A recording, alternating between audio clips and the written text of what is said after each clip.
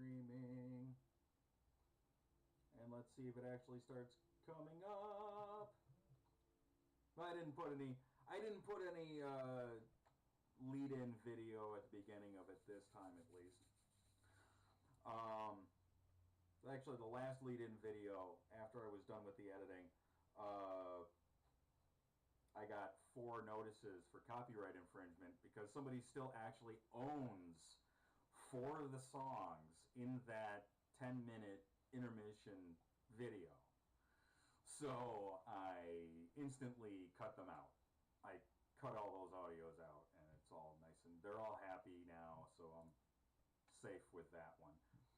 I do have an intermission for later. I hope, I don't know, yeah, Joy, you did see the video, and you did mention the cutouts of in that for episode 1. I did try to make it a little bit humorous with those stupid little test patterns with the little audio sound bites. Hopefully those are at least stupid enough. Alright, we are live. We are live. Yay! We are live. It is actually rolling. I can see it on my other test screen right here. I have a couple screens up on my stuff real quick here. Why did you send me a message, Fred? Yeah, sure. Yeah, I know, it's for both. Yeah, martial arts is for both.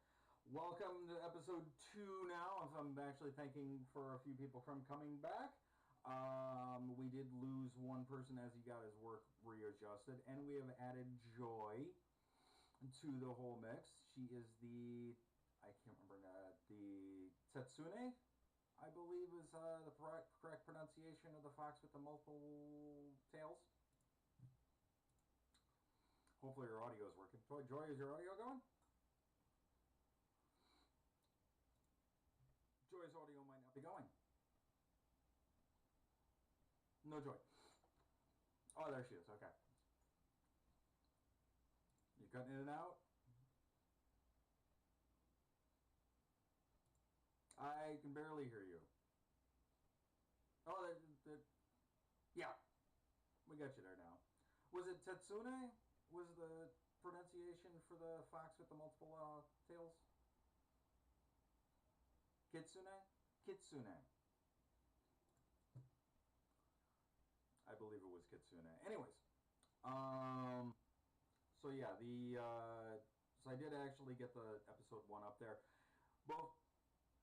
What's that? What was that? All right. Okay. I think Joy's audio is cutting in and out here.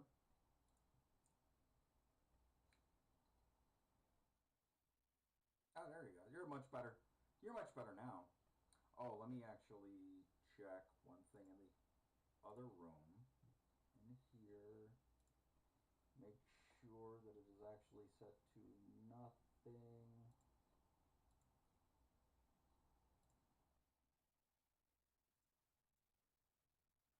Okay. I'm going to set that one to... I want to make sure that as much as possible bandwidth is actually covered for this, so it actually comes up at least in the Discord, or in the, not Discord, in the Twitch perfectly fine. The Discord looks about as good as it can get. And of course it resets the size every time I go into this room. Close enough. Okay, dokie. Welcome back, everyone. I had no announcements for anything in particular. Did anybody else have anything that they wanted to share with the Peanut Gallery or anybody who watches this on YouTube/Twitch later?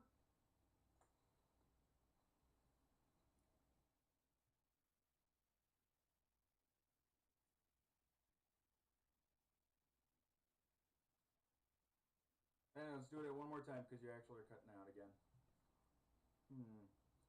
Nothing I can do on this side for it.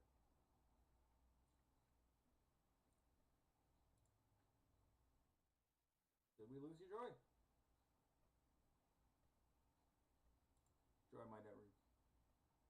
Joy, are you using the Discord app or the website?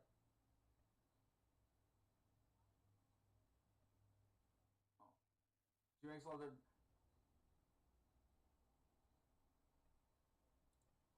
Yeah.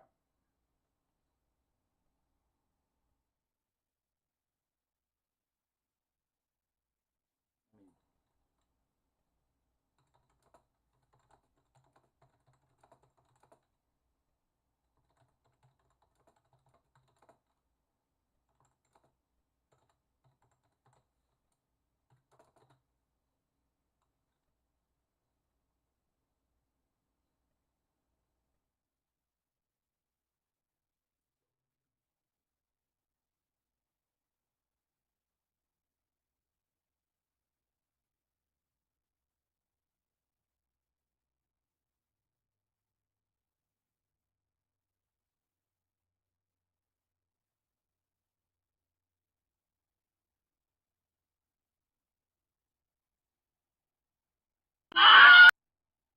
okay.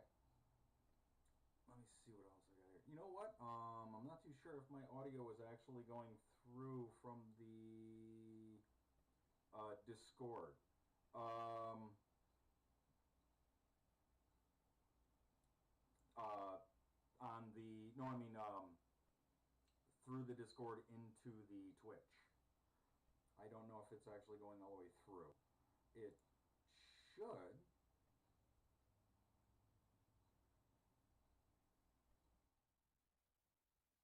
Yeah, it's going through. Let me actually just double check on one thing.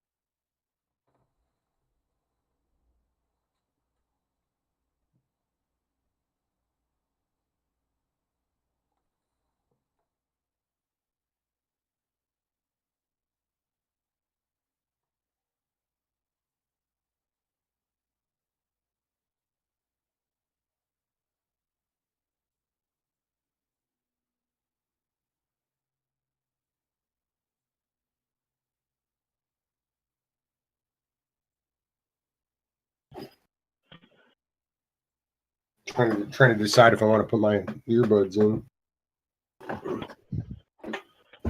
If I absolutely have to, I've been able to do voice Discord off of my phone. The only reason that I'm not doing it now is because there's no noise cancellation on that Bluetooth headset. Yeah, you're fine. As long as we're working like this, I say let's go for it. Yeah. Let's Andrew, is it recording on Twitch?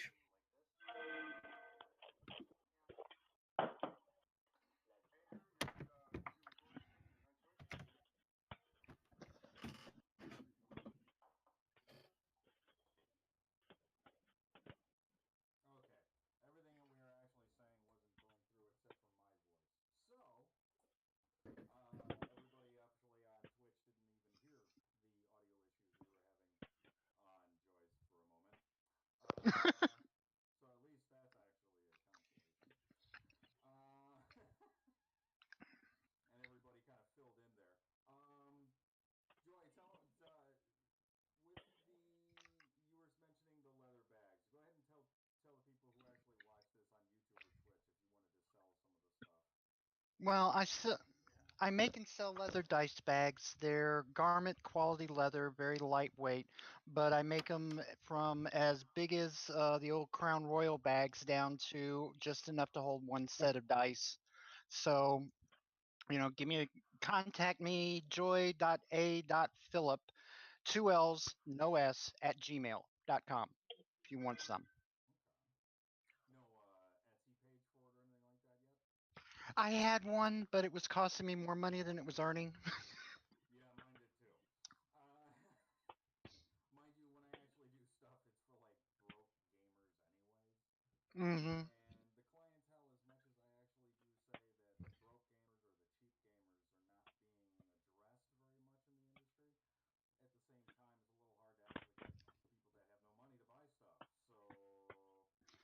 That's why piracy. It's why piracy in BitTorrent is so popular amongst us. Although I have to actually say, with the last movie, I paid for it because Same. I had good reason to believe that it was going to be a very good movie because I already saw it. But Well, don't spoil it for us. I haven't seen it yet. it's definitely something I would say go to your nice $5 theater to go see. That's what I did. I went to the $5 theater. Friend got me hooked on that. All right. So I will impose my spoiler zone again then, because I initially lifted for Horseman's blog and everything. I lifted the spoiler free zone as of January 1st. Not all of us have been able to see it, even though it's been out there since last month. Midway, it's been 30 days. Glad I've for you. I've got a we the only theater we have near me is a drive-in, and they're closed for the season, and so I have to wait for either DVD or something. Or,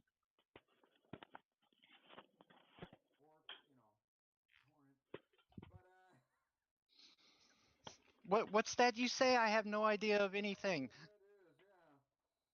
is, yeah. Yeah. All right, where's it? Oh, The suburbs of Illinois. There's you go 5 minutes. There's a Starbucks. There's a theater. There's a mall. I'm in the country, the country nice. country, where you drive past 5 miles of cornfields before you hit a house. What I'm talking about.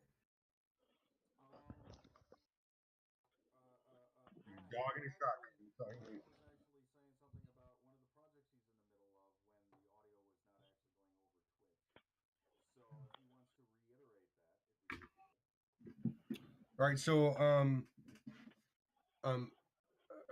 this is weird to discuss, but I'm friends with New York Times bestselling author Jonathan Mayberry. He is the author of the Joe Ledger series, the Rotten Ruin series, and the Night Stalker series.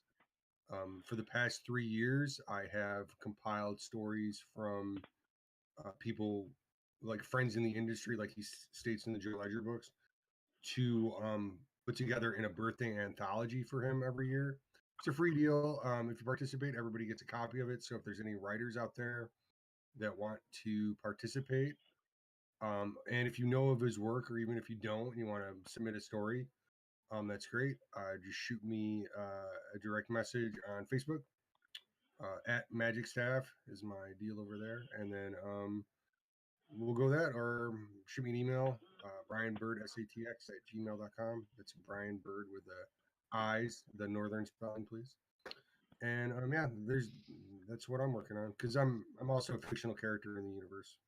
He's got a lot cooler job than I do. So, but yeah. That's always cool. Yeah,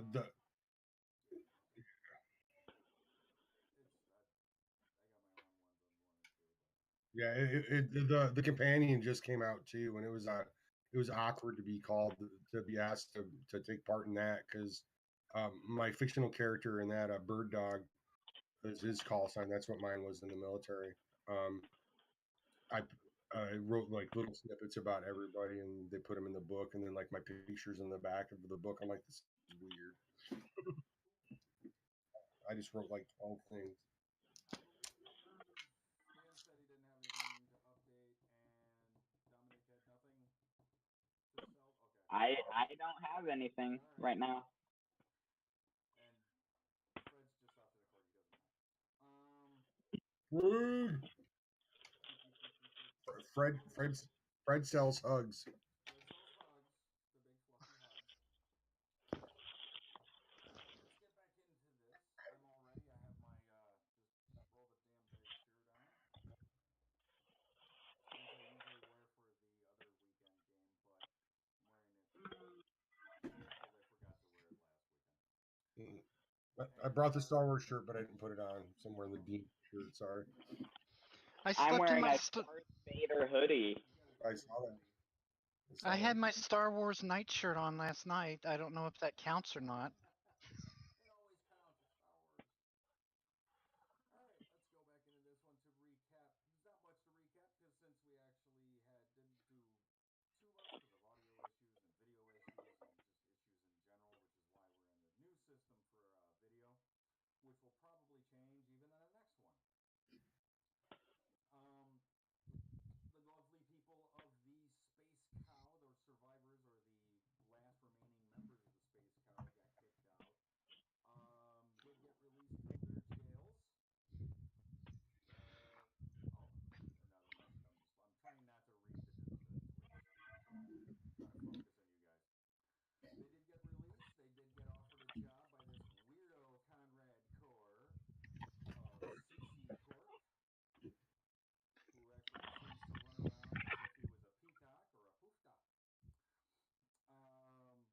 They did tentatively take him off at least on a partial offer of at least getting his ship over to Nar Shaddaa.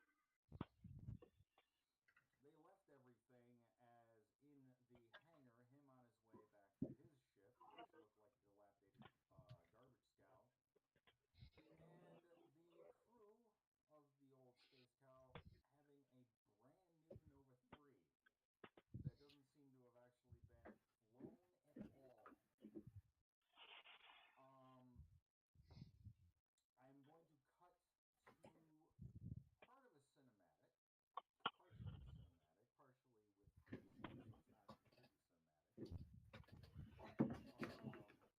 To the interior of the dilapidated scow,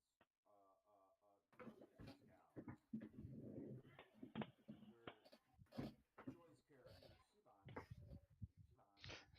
Siobhan. So, yeah, close enough. There's actually I've seen a lot of different pronunciations for that one in so many different places. So if my pronunciation Siobhan. Siobhan. Siobhan, right? Yes. Some people would actually say Siobhan, which is wrong. I should be taking notes. Which I'm Midwestern, so of course I'm going to mispronounce everything at least until I find it out better. But at least I'm close to it. Yeah, that's all depending on which letter you leave out. Which one you actually focus on. Yeah. It's Irish. Yeah. Yeah. Which I appreciate. The Irish ones are actually kind of fun. Siobhan's sitting in the cockpit, kind of getting everything warmed up, and Conrad starts strolling on in from behind. You can tell he's coming on in as he's groaning about the pants he's wearing and hating them to death. Good. And I take off my wig. Yes, go ahead. Please get us. God, Okay.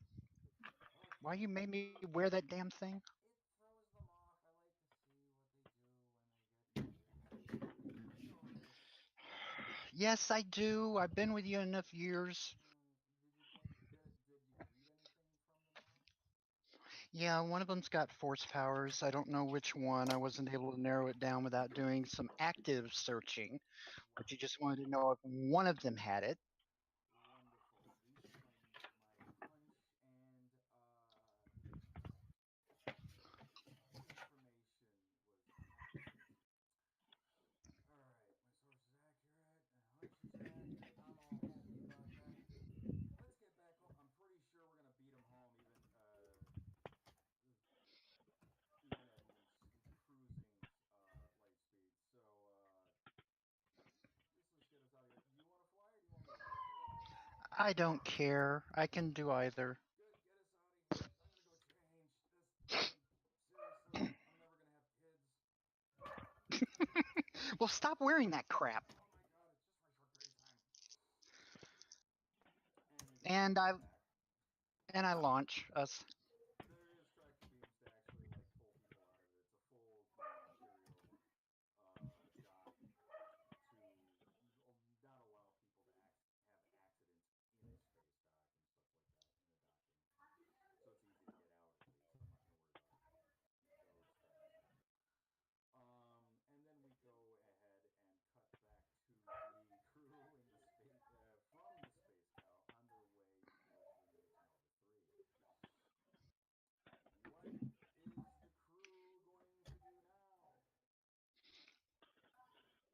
Well, we need to take off first, so I suppose. Now, if you want to get the engines primed, I will contact for clearance.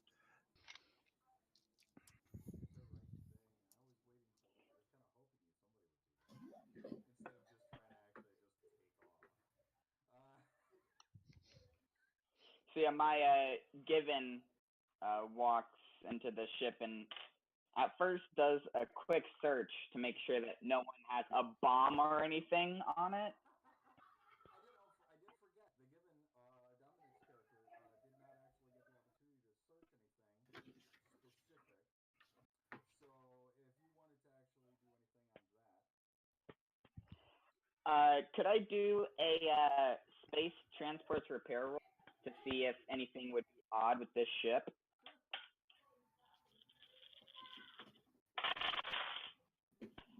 Uh,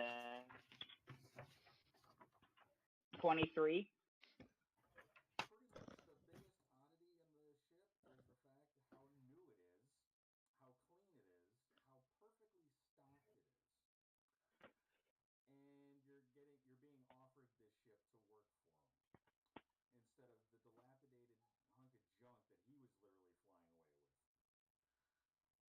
On a, you said it was a 23?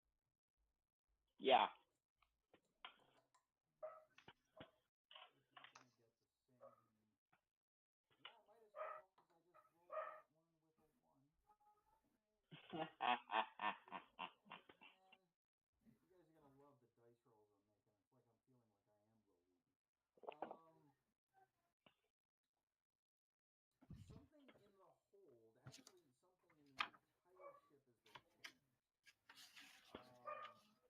as they changed. The deck flooring looks like it's been worked on differently than as if it was just straight out of the shop. That's the only thing that seems to be not stocked is the deck floor.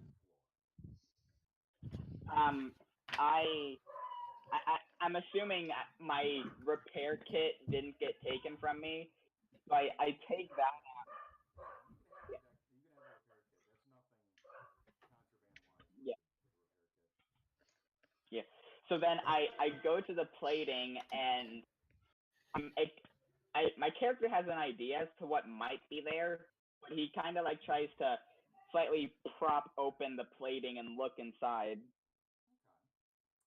Okay. Want me to make another roll or? Actually, there is one roll I would say roll, but one of the things I forgot to describe. One of the reasons why I said the deck plating was a little bit weird is the fact that it's not the hollow grating that you normally get in ships. It is solid, flat, as if it was like Imperial plating. Basically, it's not hollow, so Yeah. you can look through it to see the gears and underneath it. Give me a So someone's definitely trying to hide something. 1d6. Just a 1d6. 2. 2. The deck plates come up, and underneath any of the ones you're looking in, there's actually just a good bit of space. Underneath it, there's all the normal gear you would normally see under there, your pipes, your conduits, everything like that. It just seems like there's just extra space underneath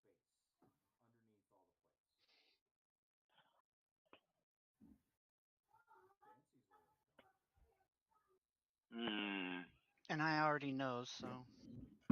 And then, Andrew, just to recap, I did. Drazu did a post-cognition on the ship when she first got in, and it was pretty much right.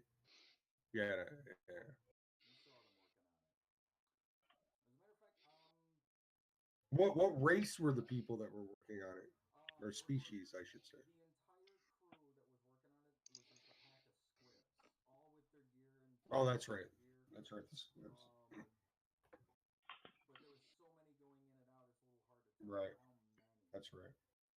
Not that you know, not that it's gonna take me a while to get everybody's names. Not that Draz is completely racist or speciesist, and that's not thinking that squibs all look alike. Yeah, when they're all wearing the same color But when they're all wearing overalls. the gear, Yeah. they're all wearing the gear, their harnesses, and there's just in and out the entire time.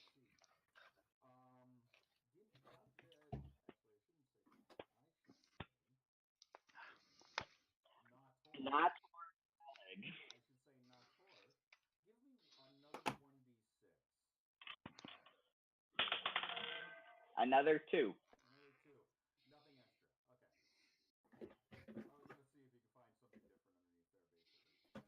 Okay. I was going to see if you could find something different underneath there, basically. Okay. Who is getting the ship warmed up? Nator. Now Tor's going to start doing that? Okay. And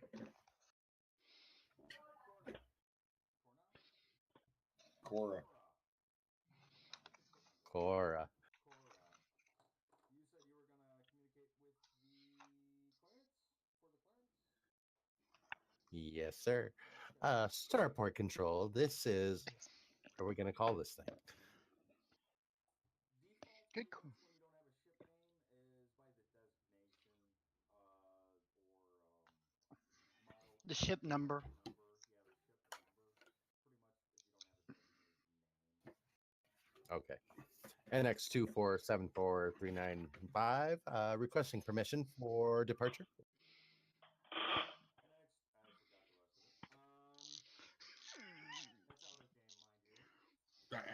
I hope the dude. I hope the dude literally said that. No, that would be so funny. I'm like, he's just run down at the job. Like, I just can't remember the rest of that. Go ahead. Out of game, out of mind. You know what? He probably got through. No, with that, he actually got through it all. Wow. He's a professional. Please. In the Empire? I'm coming back to the spaceport. These guys know how to do their job. They only have one. Please be kind to designate your destination and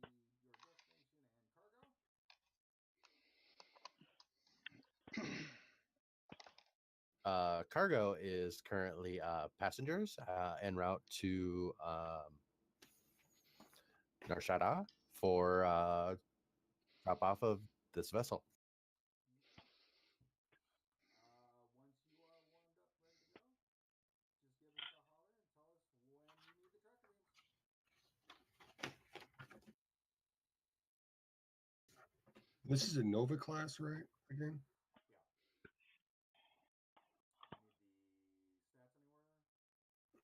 Yeah. Need the stats anywhere? They're on roll 20. You put a pickup somewhere. Probably still in the chat of the roll 20. Yeah.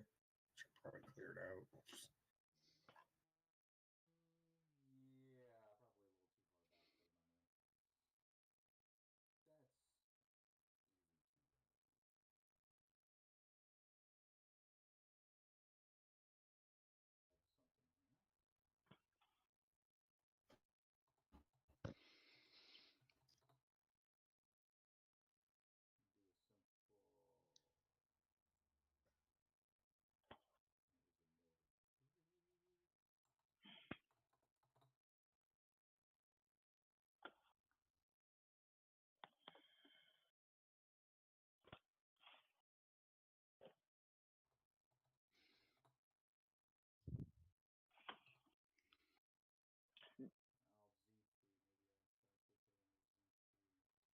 Does anything odd?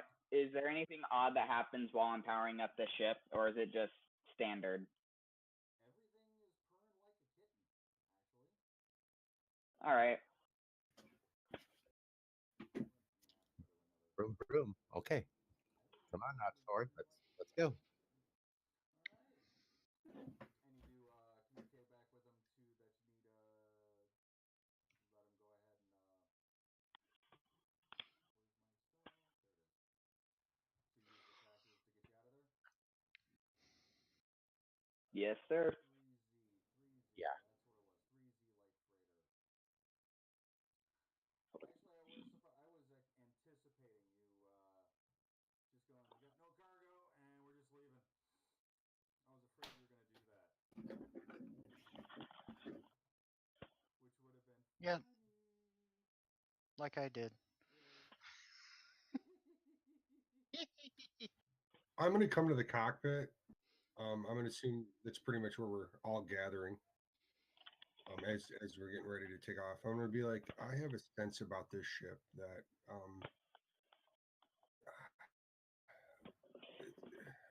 that we need There's to something keep this ship. I say what we should do is we need someone to pull apart the deck plating. There's something very fishy about it, and I do not like it. I don't like surprises. Okay. You and your little So trick. one of you is paranoid, and the other one He- thinks he's a blasted Jedi. He's pulling What's this going here. on, guys? Remember when he did this on the Space Cow? Remember? Hey. They refilled the water tank, and he's like, "Hey, this tastes funny." It did taste funny.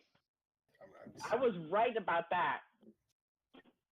Anyway, where are we going? Nar Shaddaa. Nar Shaddaa? Okay. GM, would you like me to make an astrogation roll?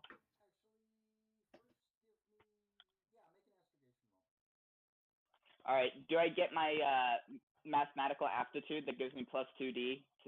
I believe that is for. Is that for places you've been before, or is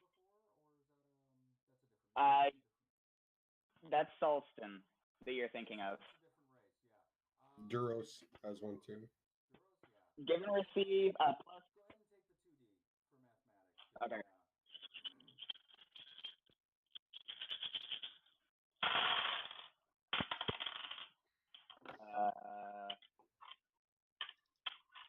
probably didn't actually tell Joy. I do actually allow them to roll their own dice and trust them. If they Okay. give me a reason, if people give me a reason not to trust them, then we'll use a different dice roll method.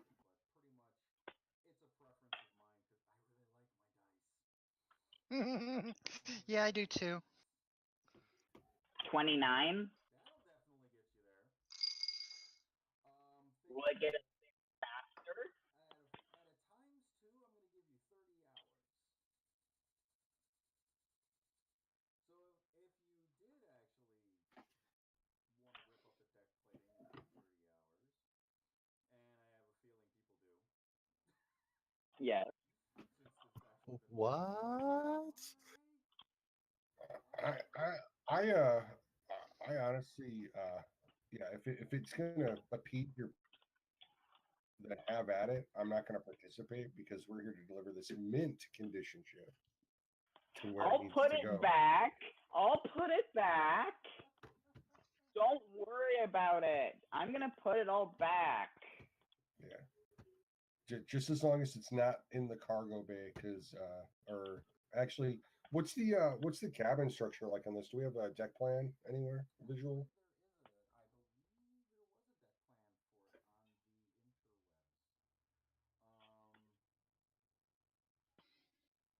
Nova 3Z light freighter.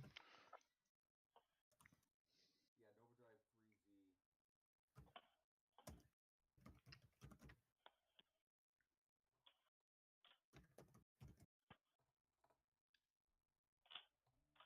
3Z. This is wacky. It's like the saucer section of the U.S. the Starfleet vessel. Yeah, it kind of was. It's exactly what it looks like.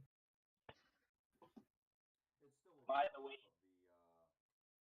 it's still Nova Drive's ripoff of the YT series with the circular design. Right. Hit off to the side. But yeah, it's actually fairly open design. So there's actually a lot of deck plating. There's lifts and such like that, unlike the infamous YT 1300s, which, if you look at the stats, isn't even that good of a ship. No. 1600's better. Yeah.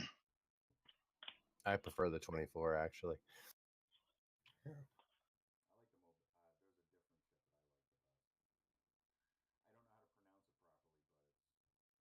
different ship that I like the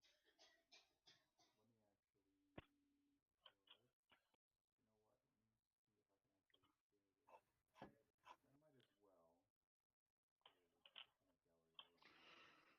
I might as well. But you are definitely able to leave orbit with ease. I'm not going to really worry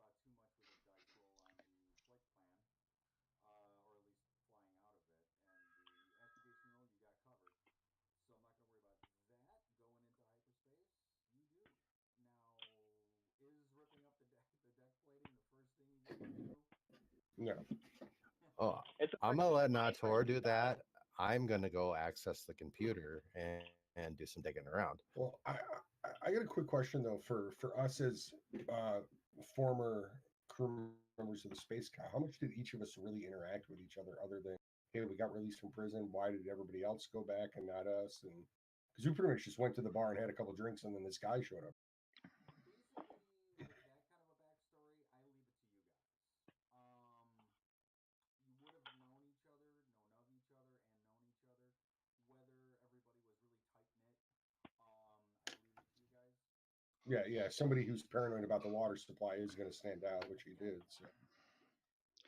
Yeah, but also with 180 other people that got arrested and put in jail, it's going to be kind of hard for you to know each other. Exactly. It's a big damn ship.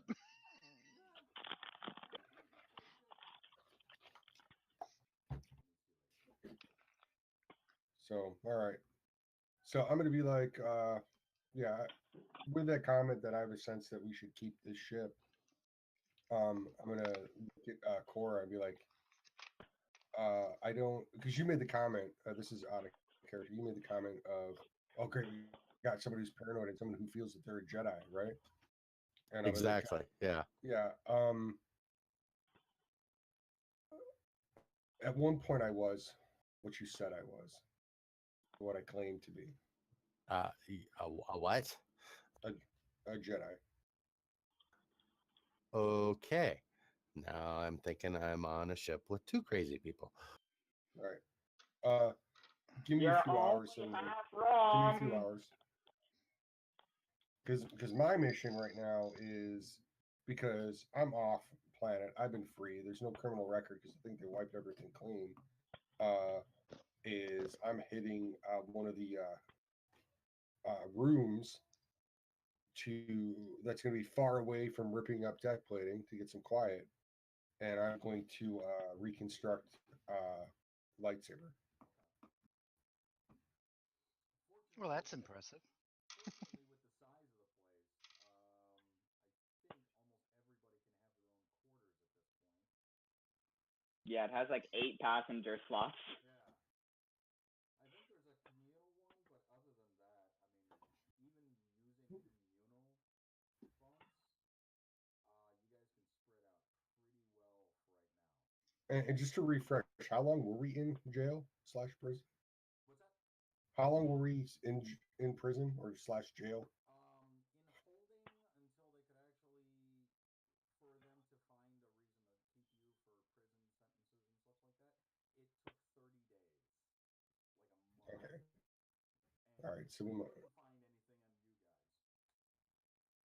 guys. Yeah. So this expansive ship may be going against our our psychology of having been grouped together a lot. So we might find ourselves drifting towards each other. Yeah, pretty much. Yeah. With a lot of Star Wars prisons, a lot of them they do like these tiny little cells. Yeah. I haven't seen a lot of the writings where it was like a big gigantic communal prison like you do in reality Oh, okay. or Like there's like the yard with everybody doing their weightlifting and playing basketball. No giant communal cell for holding. Yeah. If they did, the one time that I saw something like that, it was a prison planet where they just sort of dumped you and it was survival of the fittest. Yeah. Australia on a planetary scale. Pretty much, yeah. And one of the other times they actually did Prison Anything was a prison ship, and it was written extremely badly, as they described the solitary confinement having two people in the same cell. So, I mean, I read the book because Death Troopers. I had to read the book. It was zombies in space in Star Wars. I had to. Oh my god. It's written terribly, but I loved it because it's zombies in Star Wars. But then they put Han Solo and Chewbacca in it in the same solitary confinement cell. So they're not really known very well for how they handle prisons and such like that. So we just give them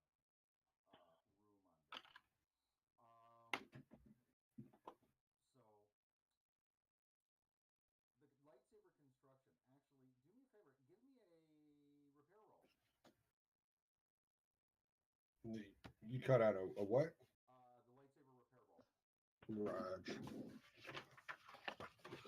ball. Raj. All right.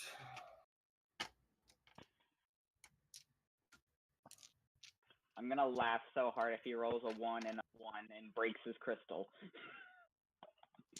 And kills us all. Oh, for the crystals, by the way. I think you said you had a kyber crystal? Yeah, it's all like adorning the headdress, and yeah, the components are broken down and stuff. I do subscribe to the factor of not necessarily does it need to be kyber. Is that a bad ooh or a good ooh? No, that was a 6 on the wild eye. 15, 7, 22. You can put it together with ease. Not as ceremoniously as making everything lift and all the little screws. Yeah. Stuff, She's more hands-on anyway, so. It's like practicing your telekinesis after a while. It's like, okay, great, I can do this. Yeah, it's like the whole tactile sense of the cards and the fortune telling she does. She's got to, you know, go through the tactile sensation of it. Putting it together, not a problem.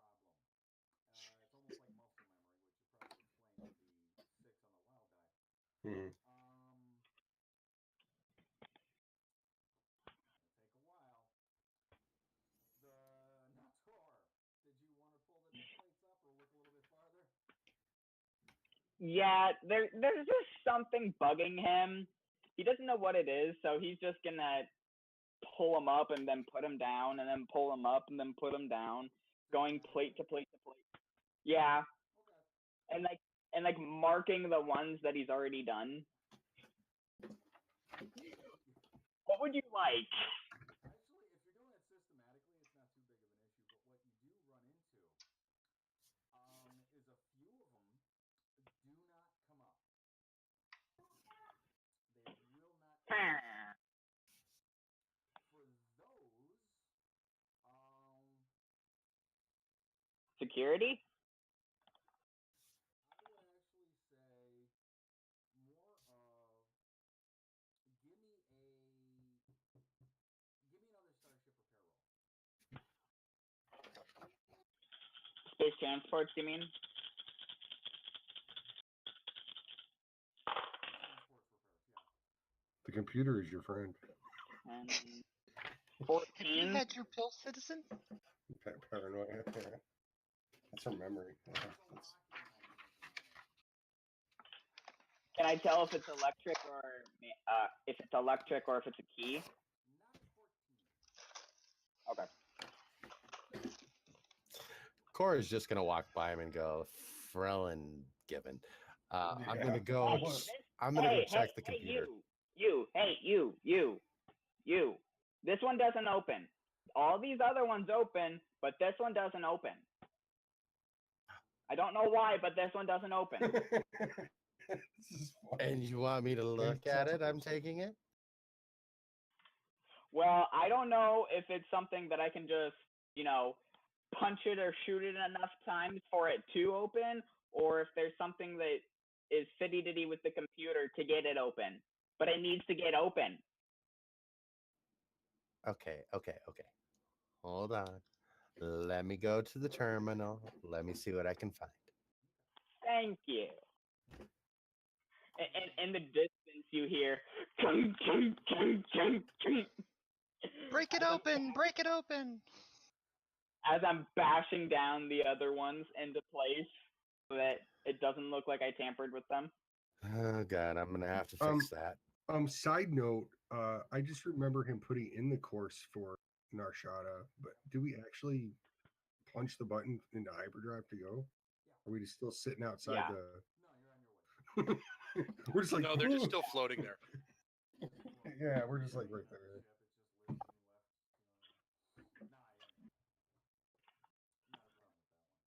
All right. So anyway, Cora got a 16 to get into the computer and start digging around. Okay.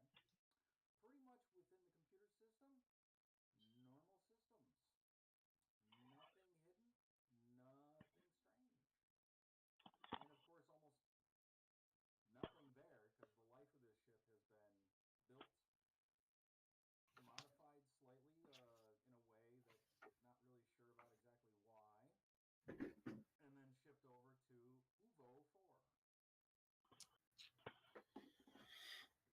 squibs. I'm good with species, but I'm like, I don't think squibs. I mean, and the squibs aren't known for their like secret puzzle box or deck plating secrets, you know, like adding little details to stuff. Well, let's see then. I'm gonna look for any sequences that would have to do with locking mechanisms, security protocols in the system. You do actually find the wonderful security systems for the doors, which all of them have. Mostly locking from the inside, but you do actually see that there is an override option within the computer system. Using it, I'll make a. I would force you to roll a. Standard ignition sequences for security. Status of systems. About it. Okay. Well, I guess finding nothing there, I'm gonna go see what exoskeleton boy is doing back there, and You speciesist. make sure that he's not breaking anything, and take a look at this lock that he says is holding the deck plate down. Nothing's broken. Well, he's sure trying to break it. Well, it's not broken yet. The two of you, I would say, give me a securities roll. You can either do it on your own or take one of you with the highest and add a 1d6 to it for assistance.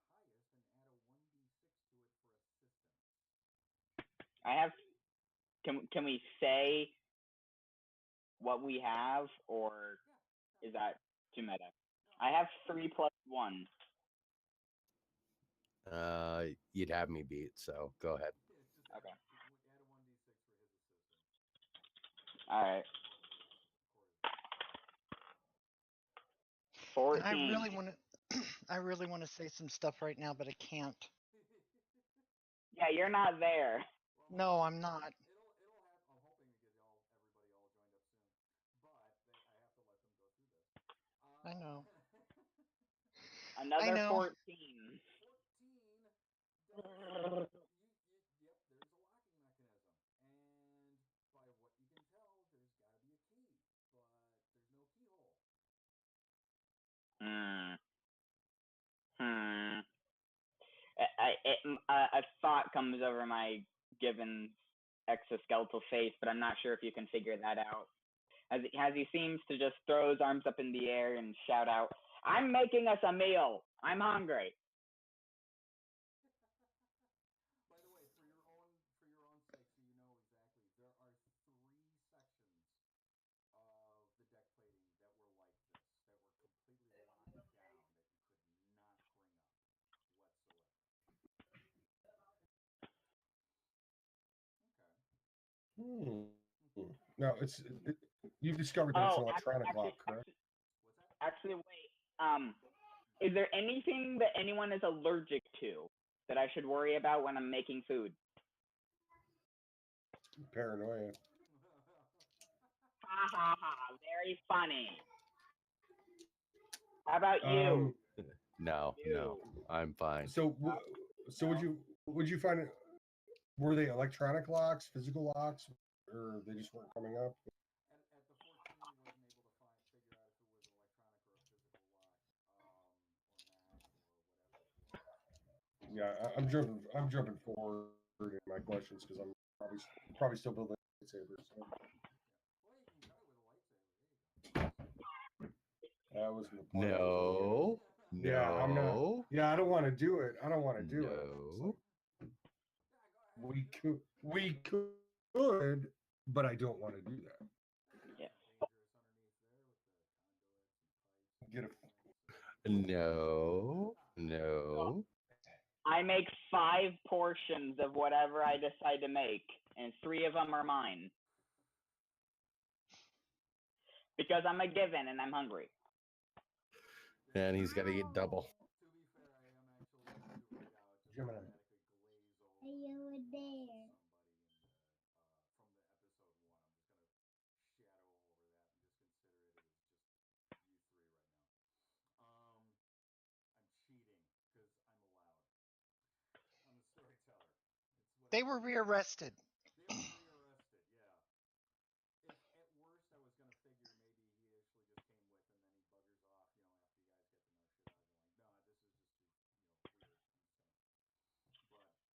buggers off, after you guys get to know shit out of him. Like, nah, this is just too, weird. But either way, he makes 5 portions, which basically sets down. No, he didn't come with. Cora, he's making food. Brian's got to take care of something real quick. Was there anything else you're doing there? No, other than going and laying claim to a bunk. Bonk.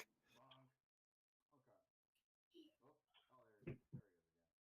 Yeah, one of the grand nieces decided to pop in and be like, "What are you doing?" So, We lost. Oh, we lost. Well, this is it. I mean, he is actually got a. I don't remember what you would actually call it. It's a PC, but it's not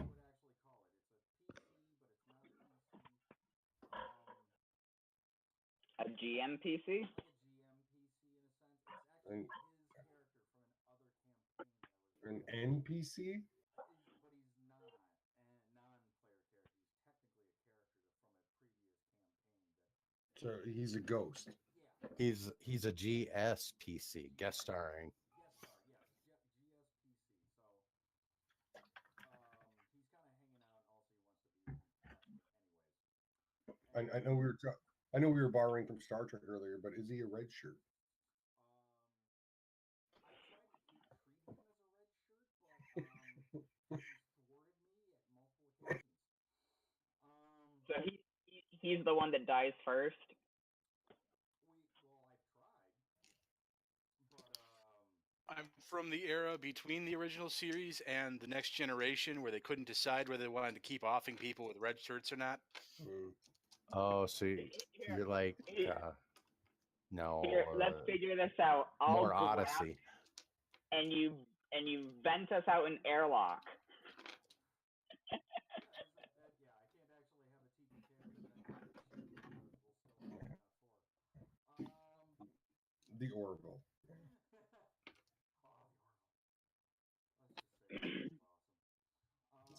Let's just say that's awesome. All right, That's back good. to nitty-gritty Star Wars thing. I'm gonna give one more shot for security because it's in 30-hour travel.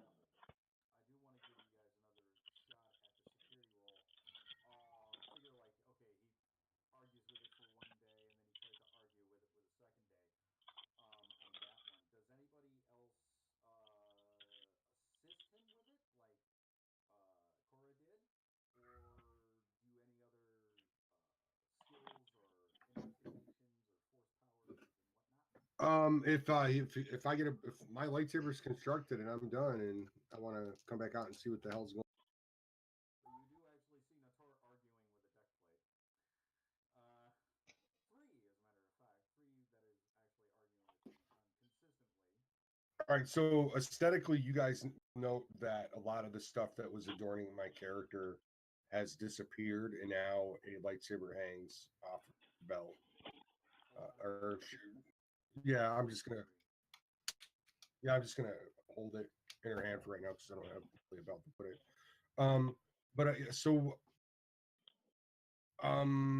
It's not fun to fight with inanimate objects.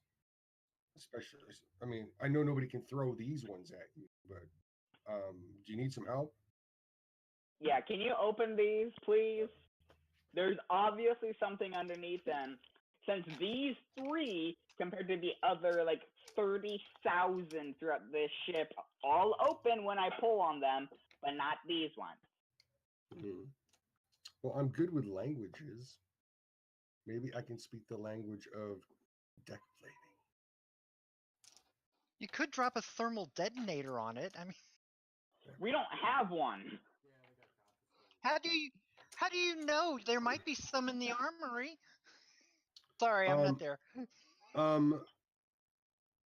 We also do want to keep the ship in one piece. If we blow a thermal detonator, the ship is probably going to go kaplooey. So I got a this is going to be this is like pulling something from a bag of holding right now. But I got Streetwise at a pretty good level. I got 5 dice in Streetwise. So I'm thinking that there's I don't know much about squibs, but in my mind, what I know about the streets and people doing things and hiding stuff, maybe I could figure something out about this kind of that. So if I approach it from that perspective and mindset.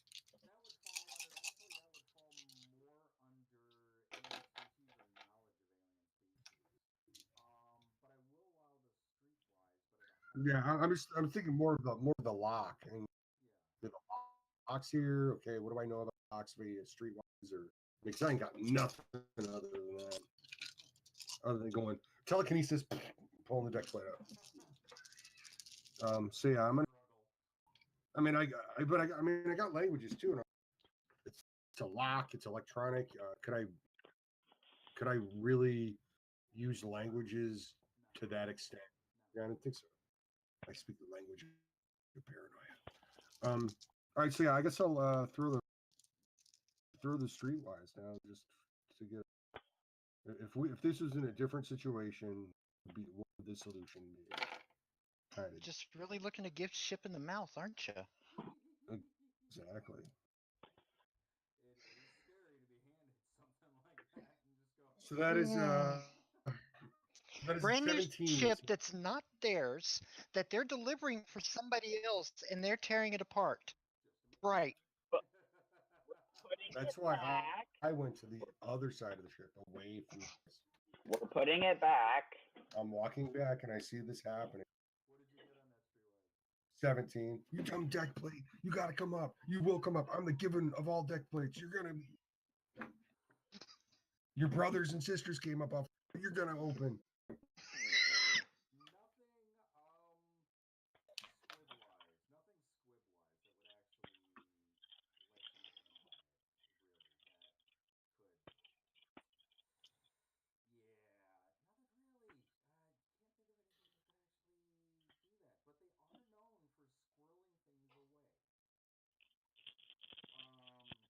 They're squirreling things away.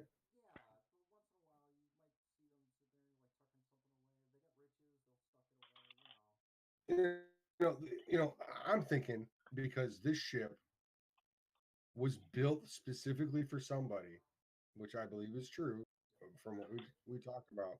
But that person reneged on the deal that these compartments were created for that original buyer. Now they could. I'm going to assume that they're empty. Squibs like to squirrel things away. So they might have specifically been building it for this person, which is why the deck plating is the way that it is. It's all uniform to kind of throw off where these 3 are. Because I doubt all 3 of them are right next to each other.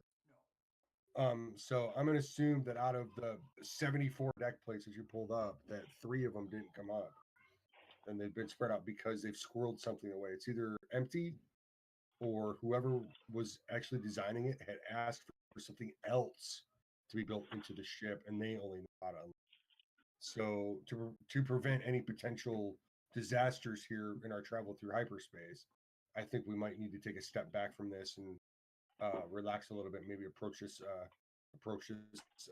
here in an hour or so. Yay! Somebody smart. Fine. The given says I could always, as he goes. I could always tell your fortune and tell you where this is actually going to go. No, I don't want you to use your magic on me. Should I roll my massive persuasion on that one, Andrew? I'm a given. It may not go very well.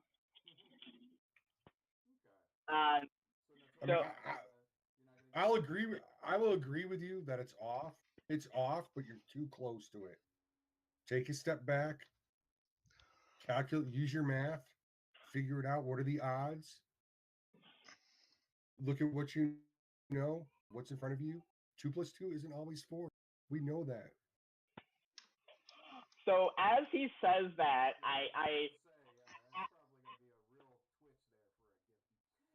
as a given, I basically begin a elaborate talk about mathematics and everything math related, explaining clearly to him how 2 plus 2 will always equal 4.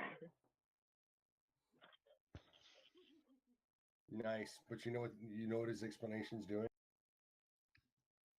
It's making him not pull up deck plates. I'm going to the cockpit. Yeah, and I'm gonna steer us towards a portion of the ship while you're having this conversation. Like I'll grab something to write with somewhere, and I'll be like, okay, but look at this, and I'll be trying to, but in cartomancy, with the cards, a deck of some cards, the math just doesn't add up, and it's random, and those type of things.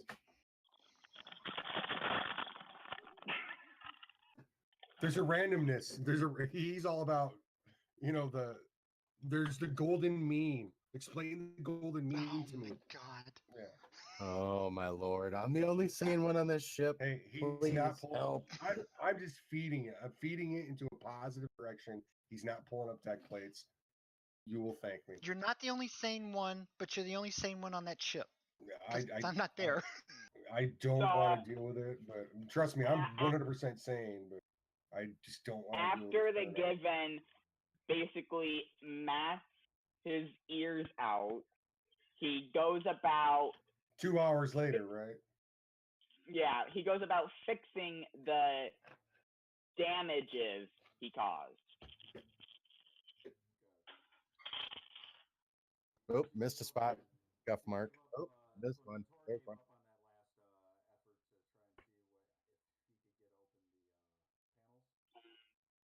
Yeah. You're welcome.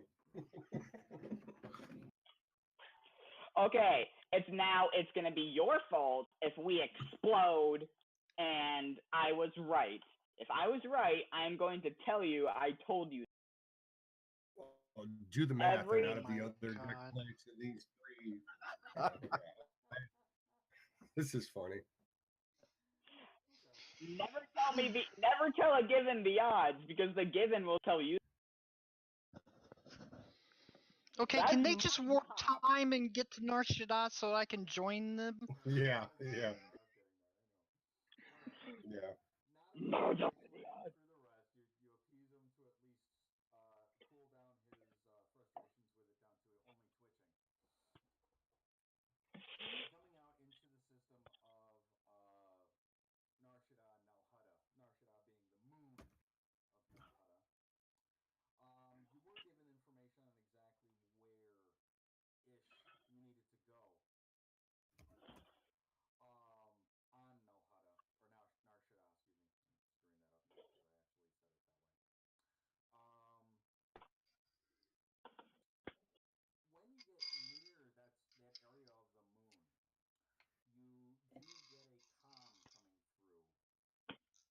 What is this?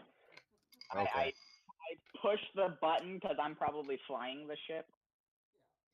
Hello? How can I help you?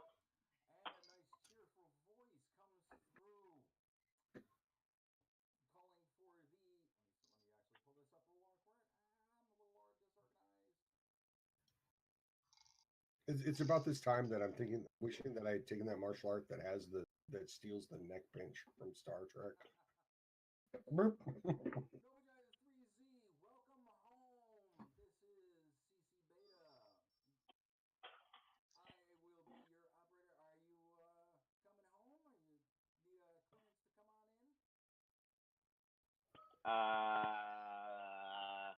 I just fly it. Yes. So, yeah. Boring conversation anyway.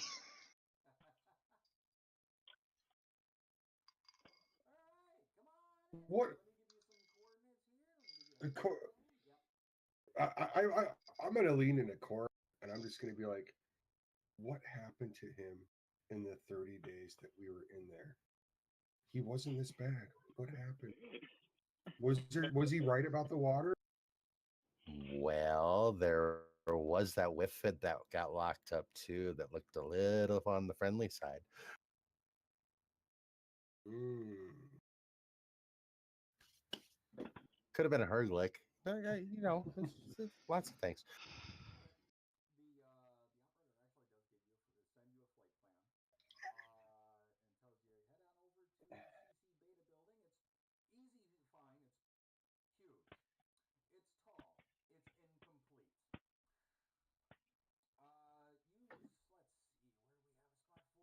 let's see where do we have a spot for you. Let's use level 24, northeast section there. The tractor beams are going to have to bring you into the docking. It's a little crowded. So just head on over to that area, and we'll kick it from there. And welcome home.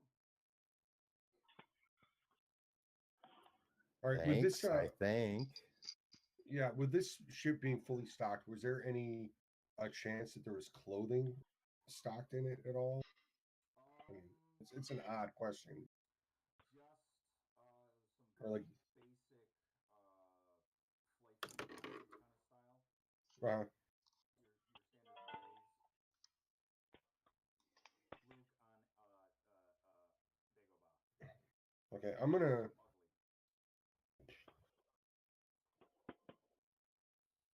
Well, I have sets of clothes, so I'm going to.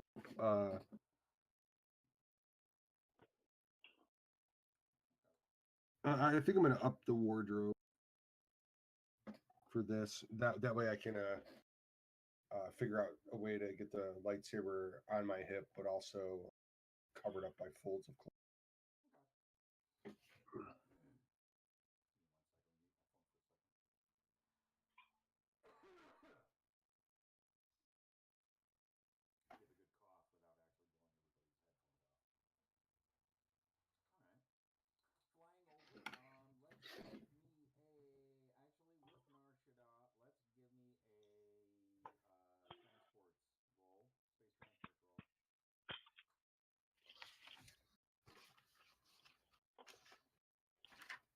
Maneuverability of 1 plus my skill.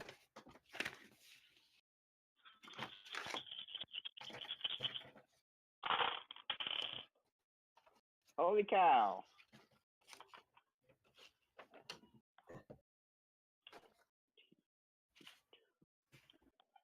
40. Well, I think you're done there. As he comes in with a I corkscrew rolled. to show off, you come in on the complex. The complex itself is, as she actually said over the comm, huge. On Nar Shaddaa, normally people don't build this size, and normally on Nar Shaddaa, there's no new building. This is a fairly new construction within the last like 20 years. As of right now, it's 83 stories from a solid base, because Nar Shaddaa is known as Little Coruscant. Underneath this building could be other buildings, but from the fog up, it's 83 stories tall. The top few levels above the 83rd floor is the scaffolding, the I-beams. It's not complete. It's not even as complete as the Nakatomi Plaza. At least that one has a full top. But fortunately, it's above the cloud cover, the fog in the cloud cover, so it doesn't get rained on, so you don't have to actually worry about waterlogging the entire building. Coming down to level 24 with that kind of a piloting role, yeah, you can do a corkscrew, you can buzz the tower, and easily angle in for the tractor beams to take you in. On level 24, a lot of these levels on this building are completely open from the outside, so that ships can go in and out with ease. There's no hangar doors. On a lot of the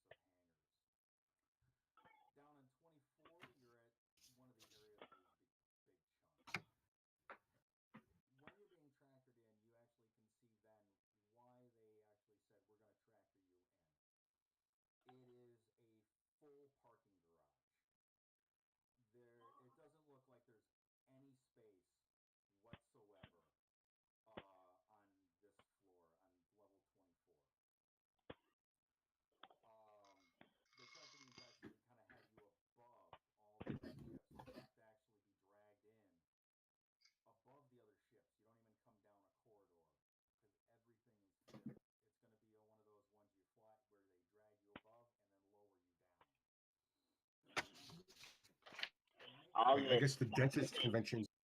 Yeah, actually, if you've been to a convention center, this is the parking garage. There's tons of different kinds of ships, from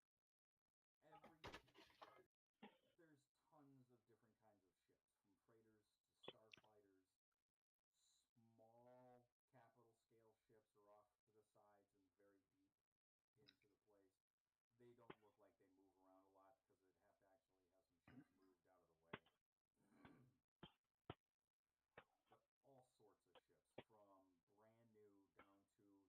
But all sorts of ships, from brand new down to they are still falling apart. And with all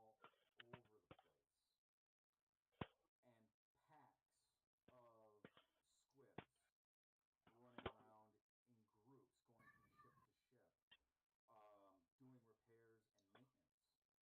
There are people, humanoids, different species all over the place, and packs of squibs running around in groups, going from ship to ship, doing repairs and maintenance on a lot of them. Some of them, they do have a decent amount of dust on the ships because they've been there for a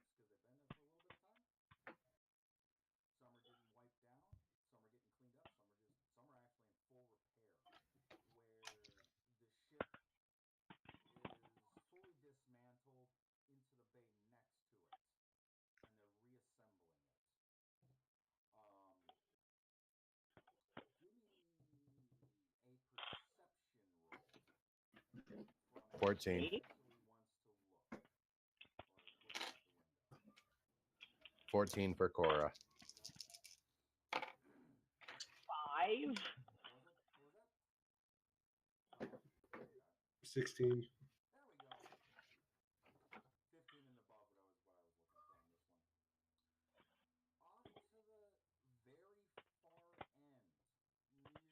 to the very far end, near the core again, but off to the side of this section of the building, of this floor, you can actually see what looks like 5 TIE fighters in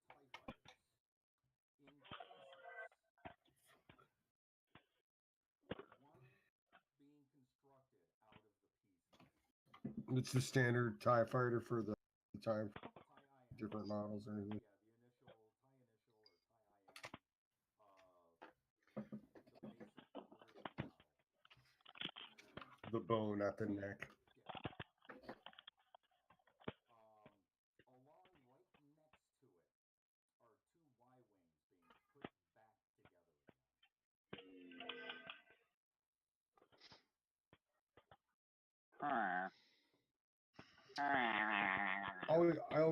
Personally, I've always liked the Y-wing. Y-wings are good. They're bombers. Yep. They bring you in, and they lower you into your little section, and it is a tight fit. But the That's what she said. Yeah, right. But the traffic beam guys actually do bring you in pretty well. And as you're Another place where they know their jobs. yeah, Man, I'm getting impressed. everybody in this place knows exactly what they got to do. As you're being And wheeled then in, there's a pack of 5 squibs that are coming over with toolboxes, rags, one squib with a clipboard. Coming over to where the landing ramp would actually be for the ship. You get lowered down. Hopefully, I'm assuming you put the landing gear down, since that's just automatic. I do. Yeah. So Let's hope. hope so. Belly flop. It's up to you whether you actually want to open the door or not to this pack of 5 I have an idea. Does anyone know anything about these rat things?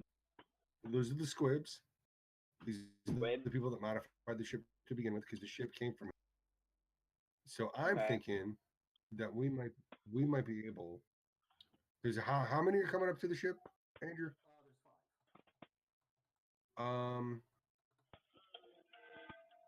Do you think maybe we could pay off one of these guys to take a look in those compartments for you?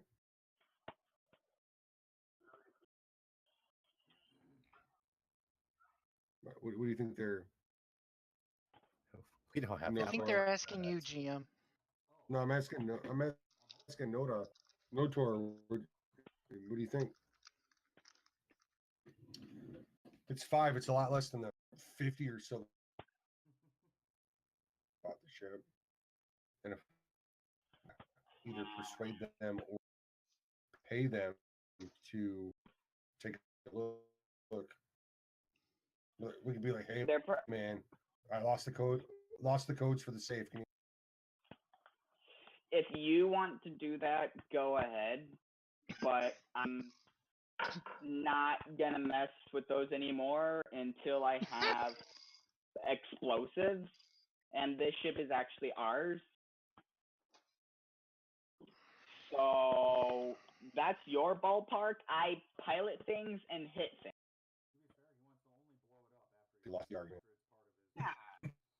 I mean, you know, I'll probably make some modifications. I don't know. It has to be mine first, though. Well, ours, not mine. Ours. Would I get notification that they're landing?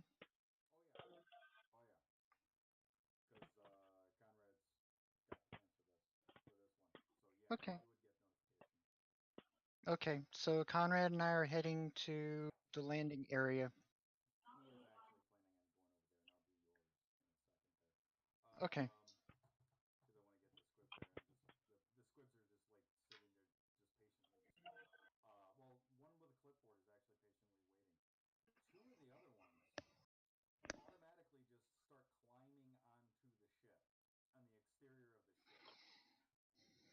So I push the external comms button and say, "What are you doing?"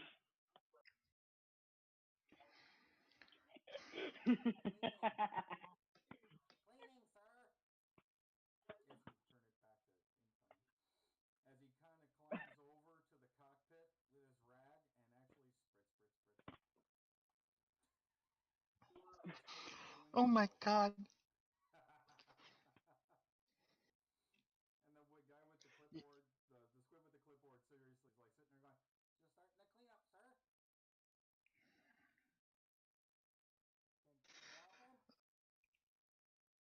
You stopped at a corner in New York.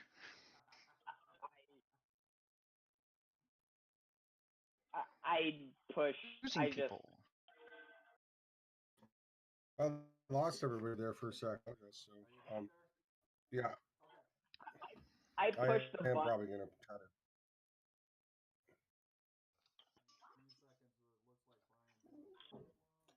to. Yeah, I'm back. All right. So I know the Joy mentioned something about her and Conrad doing whatever. But you're pushing what button to lower the ramp?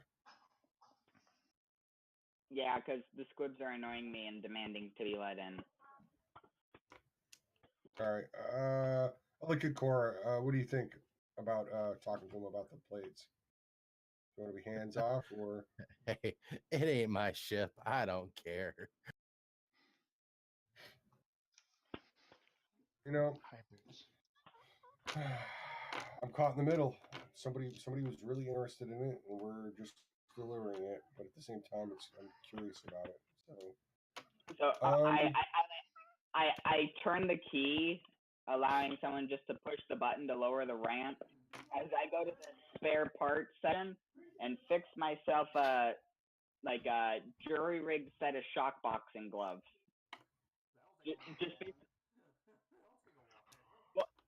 No, it's just a big battery with a button that I just poke someone with.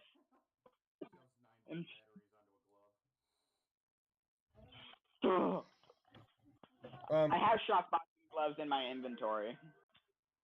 I am going to. Already. So, yeah. So at which then I point? have my shock boxing gloves. At which point in the argument with the deck plates weren't you like, lock, shock boxing gloves? Let's short circuit. Let's do some short circuiting. You be quiet.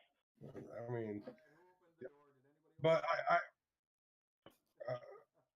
I'll open the door. I am going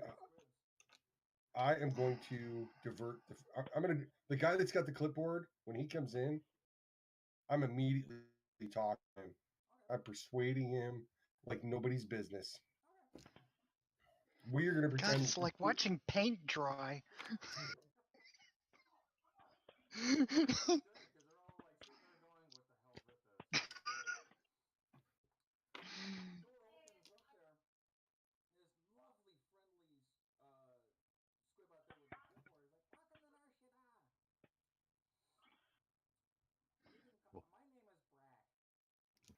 Hi, Brack.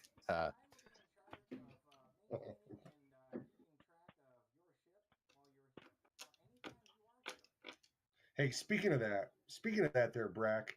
Yeah, we ordered this mint, but when we picked it up at our last location to deliver it here, the deck plating was messed up. It's as if somebody came in and ripped all these up and put them back. I want you to come in here and show me what the hell's going on. I know what happened, but you guys did a crappy job because somebody came through and pulled them all up the floor and put them back down. And I want to know what's going on because there's 3 compartments in here that are all crazy that I specifically asked to be left alone, and now because they mess with the other deck players these things, and I need to unlock this stuff so the 3 of us can get our stuff and get off the ship. So you want me to roll Oh, that's what I'm talking about. I got fast talk as well. Which one should I do? Fast talk? Well, it's a special, so.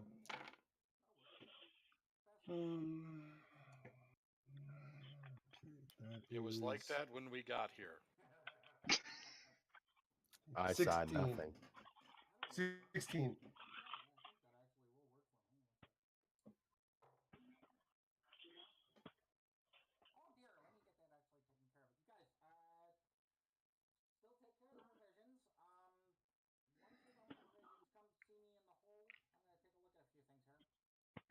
I'm going with him because they're like, we need access to these things.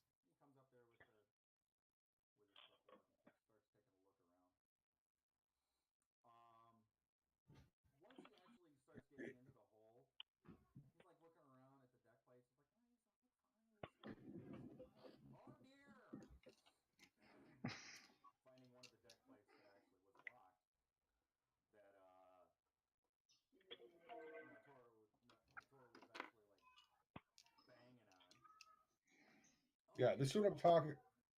Yeah, you guys, your reputation's getting a little marred here, just like this deck plate.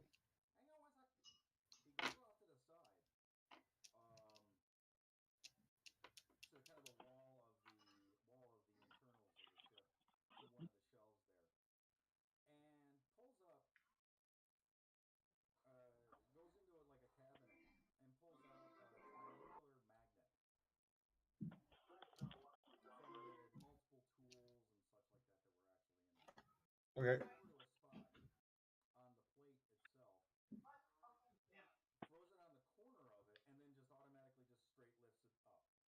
Okay.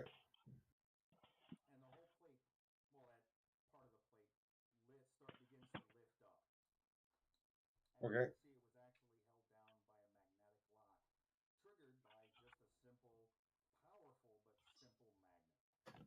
Okay.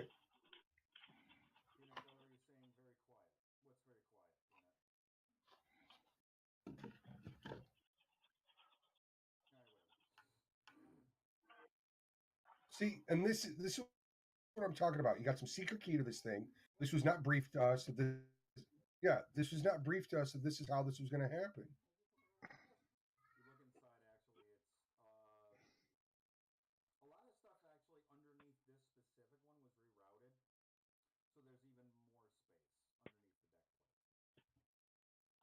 Okay. All right. Okay. See. Yeah. This. Uh, if we're buying the ship, it needs to be ahead of time, and the specs that I provided show the correct inside dimensions. However, this whole lock deal with magnets was never explained. So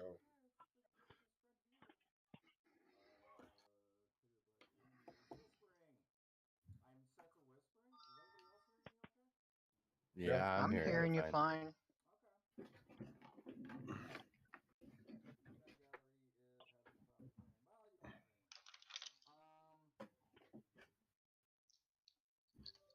Twitch, I'm quiet? Oh, okay. How about now? Or now? I'll try Can you that. hear me now? Can you hear me now? How about now? No, no, no, no, no, no. The Twitch stream is on a delay. This seems like a phone commercial. He was saying on Twitch, my voice was actually coming in quiet, although he probably should have specified that first time. Okay, it should be a lot louder. Given hopefully. Given Cora's background with her dad having gotten busted for installing smuggler devices in ships, she knows what this compartment is, correct? Yeah. Okay. This is actually set up to be in total, after looking at all three of the areas, it's a total of 1 metric ton of space that can be hidden underneath the deck plates that are locked down and the magnetic key hidden, either carried around with the people that actually have the ship or just hidden inside one of the cabinets. Just got to make sure you don't actually drop the magnetic key into the area, otherwise you're not going to get it open. Unless we blow it up. Unless you blow Suck it up. hard. Right. You could always reverse polarity on it. Well, no, if you put the lock the other way, it doesn't work. It just bounces it off.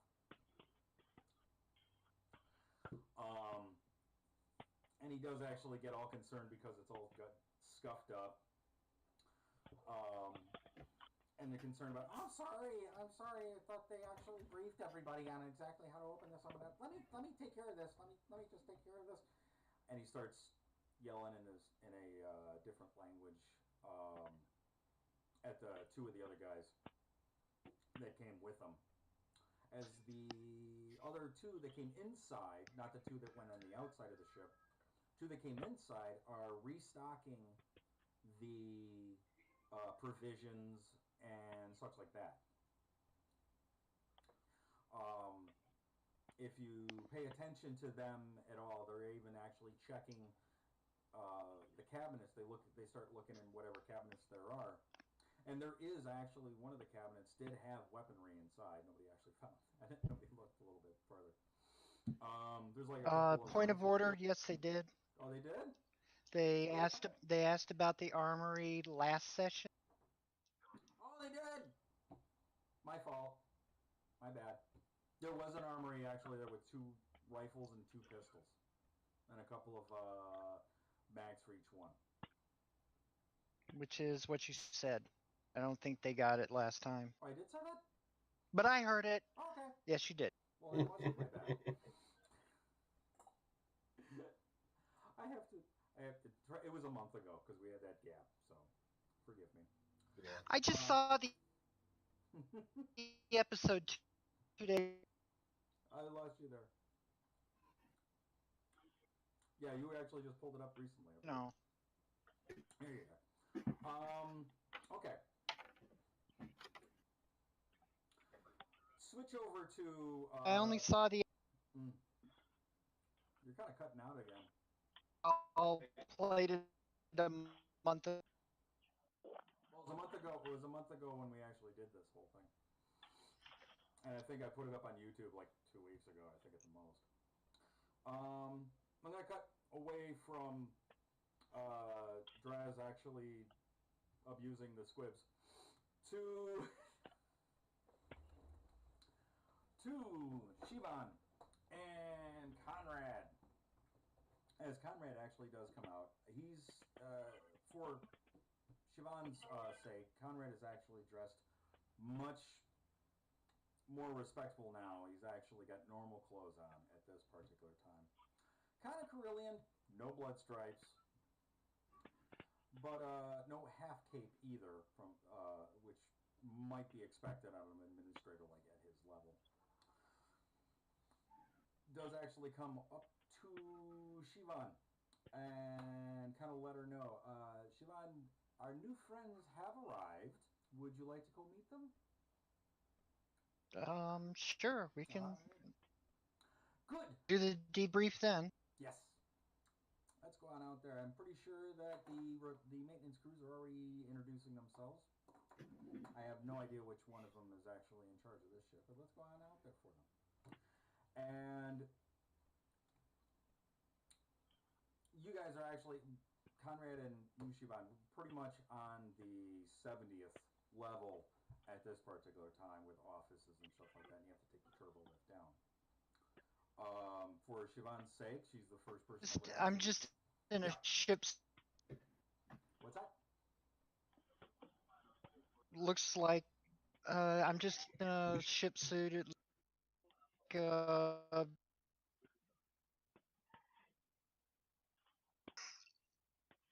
You're cutting in and out. It's a little hard to hear you on okay. that. You there? It's kind of fading. Out. Okay. I'm maxed out on my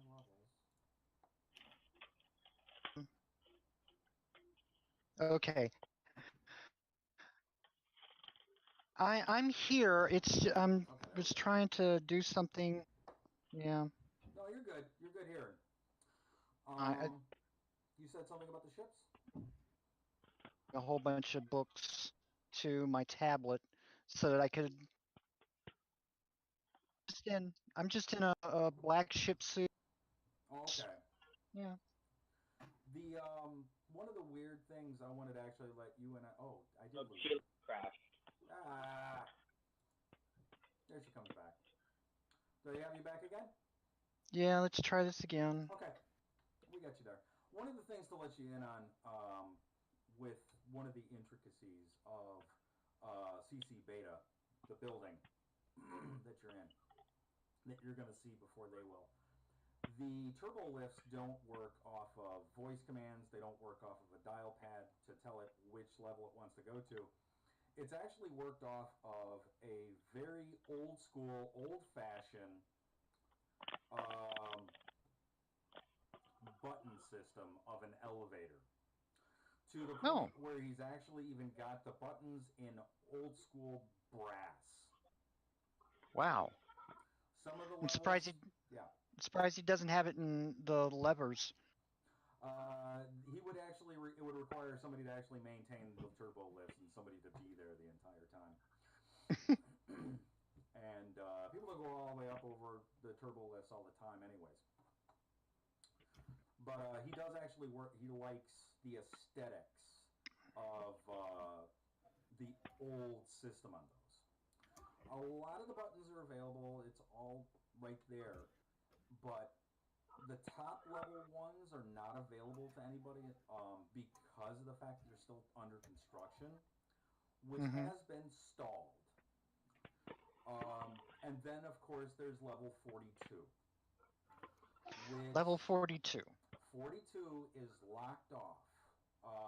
You have to have a specific key to access 42. It even Do I know what's on there? No. He doesn't. He will always pretty much avoid and never let you know what's on it, or even who can access it other than himself. His offices and everything are not even on level 42. That's just something different.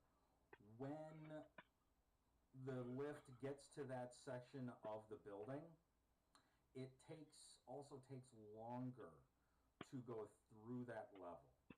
Instead of like 1 second per level, it's like 5 seconds for level 42. Interesting. And he will never speak about what's actually on there. Which is out of game. I'm just imagining the paranoia on some of the people that just came off the ship that might actually be worried about level 42. Yeah. No, I just I figured that at this point I trust him enough that that's a secret for a reason, and I'm not going to keep prying at it. Yeah. But you guys go down to 24. And filter your way through the many myriad of ships there. And on your way to the ship, he does actually kind of turn over to you. Is like, on this ship, Shivan, if you wouldn't mind, would you be willing to fly with them for a little while to kind of get an idea if they accept the offer, to kind of see how they work? No, I don't really have that much of a problem with it. Okay, because that would be very helpful. Plus, you can actually see which one might be the one that has the force capability. The one Yeah, with the lightsaber? It's going to be kind of hard to hide my own, but I'll do what I can. They're hiding it. You know, if you can learn from them, even if it actually came to it. Perfect. Well, see, here's the thing. One person can hide in a group of 4 or 5. One person is really hard to hide in a group of 1. So True. if somebody comes on there that's radiating the force that's new and not part of their group, it's kind of easy to figure out who it was. True. I don't even. They might not even know if they actually know it themselves. Maybe. I don't know. Let's see. I think Knew we what? saw her lightsaber. Y'all then we aren't all- there. I Hush. didn't see it yet. Well, Siobhan didn't see it yet. Oh, Draz would have actually let you guys see her lightsaber this time, if I remember correctly. Good. Wonderful. Let's go see if they've actually. yeah, she was walking around with it in her hand. So Yeah. Let's see how they're feeling after that nice little trip. And Okay. while you're inside the ship, browbeating Brack, verbally. Was anybody paying attention to outside the ship, by chance? The Given. Okay. it's a good Dominic was doing that with his character. Okay. Then it would be Mator and Cora, who would actually, might actually see coming towards them through the intermingling ships. You see Conrad in much more respectable outfit. You know, slacks, shirt, a jacket. Not dressed like a courtesan. Not dressed like a peacock, and not wearing pants that you can tell what religion he is.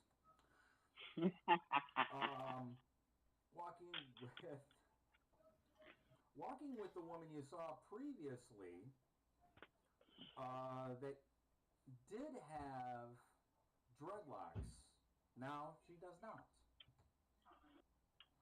Just decent hair. Actually, Blue. let's have Siobhan actually describe what she would actually look like. She's got she's about 5'4", about 120 pounds, athletic build, tight-fitting black outfit, short blue hair, comes down to about her shoulders, and you see a blaster on her hip. I mean, that's about it.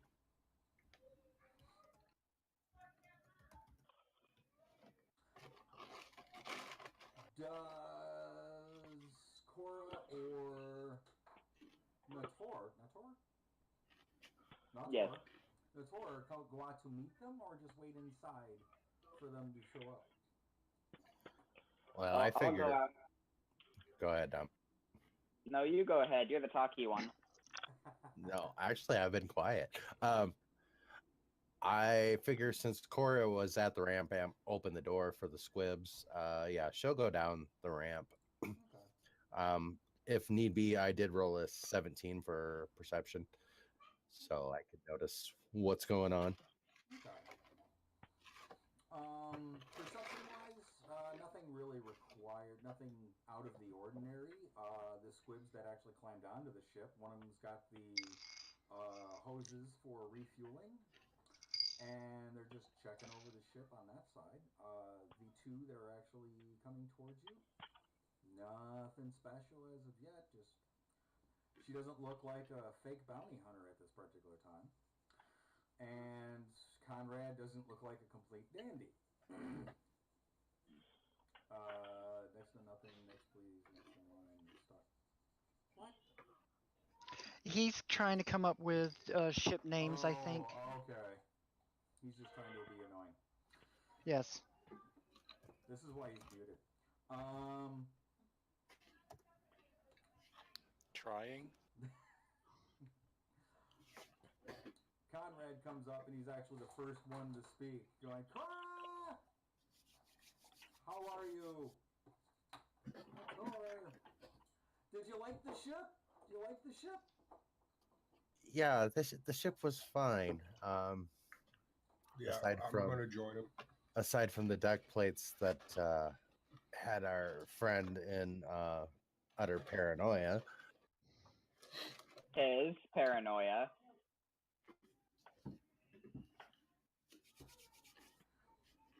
Well, they weren't actually meant to be found. Jeez, you guys are You need to talk to your squibs. either at my If it takes us less than 30 hours in hyperjump to find him, you need to talk to people. Yeah, either we're slipping or you guys are a lot better than we thought. All right. Well, this is why you hired us. This might be a good thing. I'm kind of, well, you say hire you, but I'm actually, first thing I want to know is, will you take it? Will you take the job? What job? Work for CC Corp.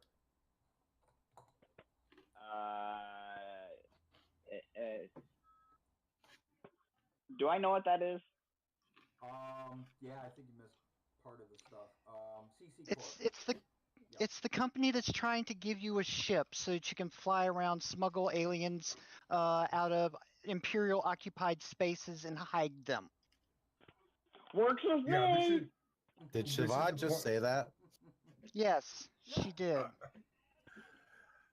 Well, then of course Conrad comes back. Well, that and legitimate freight, and pretty Hey, much anything. It's kind of a scaled kind of thing. What you're comfortable with, we'll give you. Hey, She I'm can't- willing to fly receptive through a telepathy. TIE fighter, so I'm fine with anything. She'll squint. Coral squint in Conrad's direction. You're not one of them crazy idealists thinking about rebelling against the Empire, are you? Never, never. No. Law-abiding citizen right here. Completely Where's my con roll? I'm not even gonna. Yeah. Law-abiding. That's why we're on Nar Shaddaa. Alright, This isn't purely neutral ground.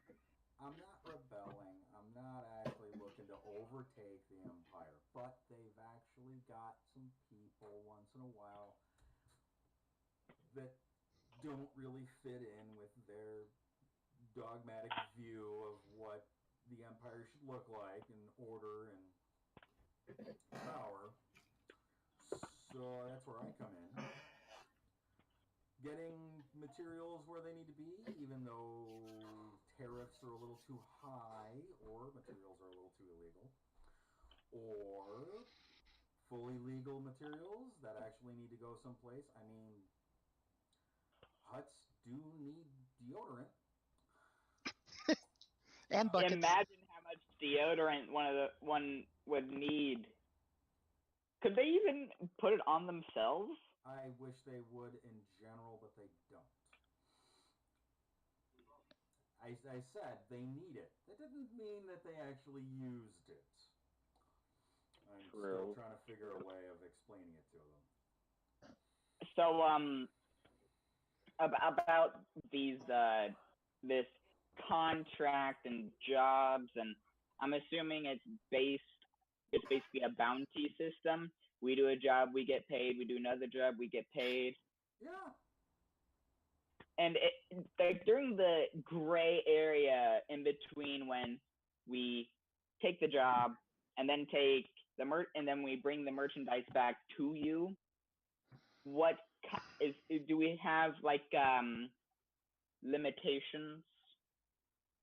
Well, basically, it kind of depends on the job you actually want to take. I mean, you could just say you want to do basic freight, all up and up and up.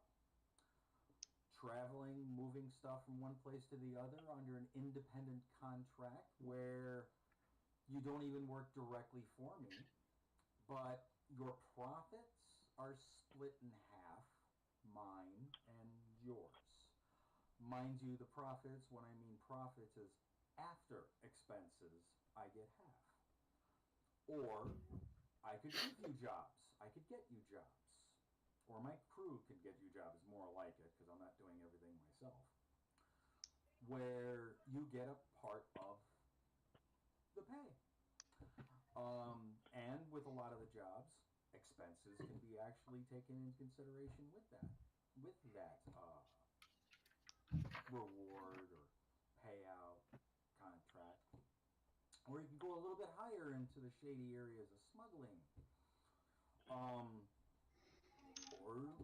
even farther if the need arises. It's up to you guys and how far you want to go. I will say that we may want to continue these negotiations somewhere where people can't hear and overhear this, and then talk to. I can assure you, this is a safe place.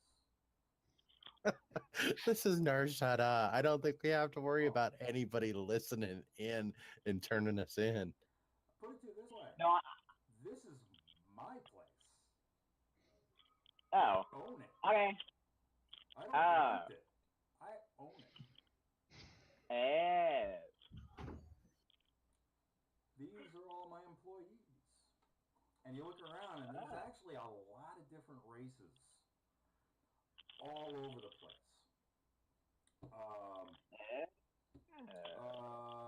No, not 30. It would be 10 years after Order 66. Right, So- which is 40 years BBY. So 10 years after is, You're talking about 7 Battle of BBY, Yavin? actually. yes, Battle Battle of Yavin would have been was 0. Was 0. Between Order 66 and Battle of Yavin, I think it's like 18 or 19 years.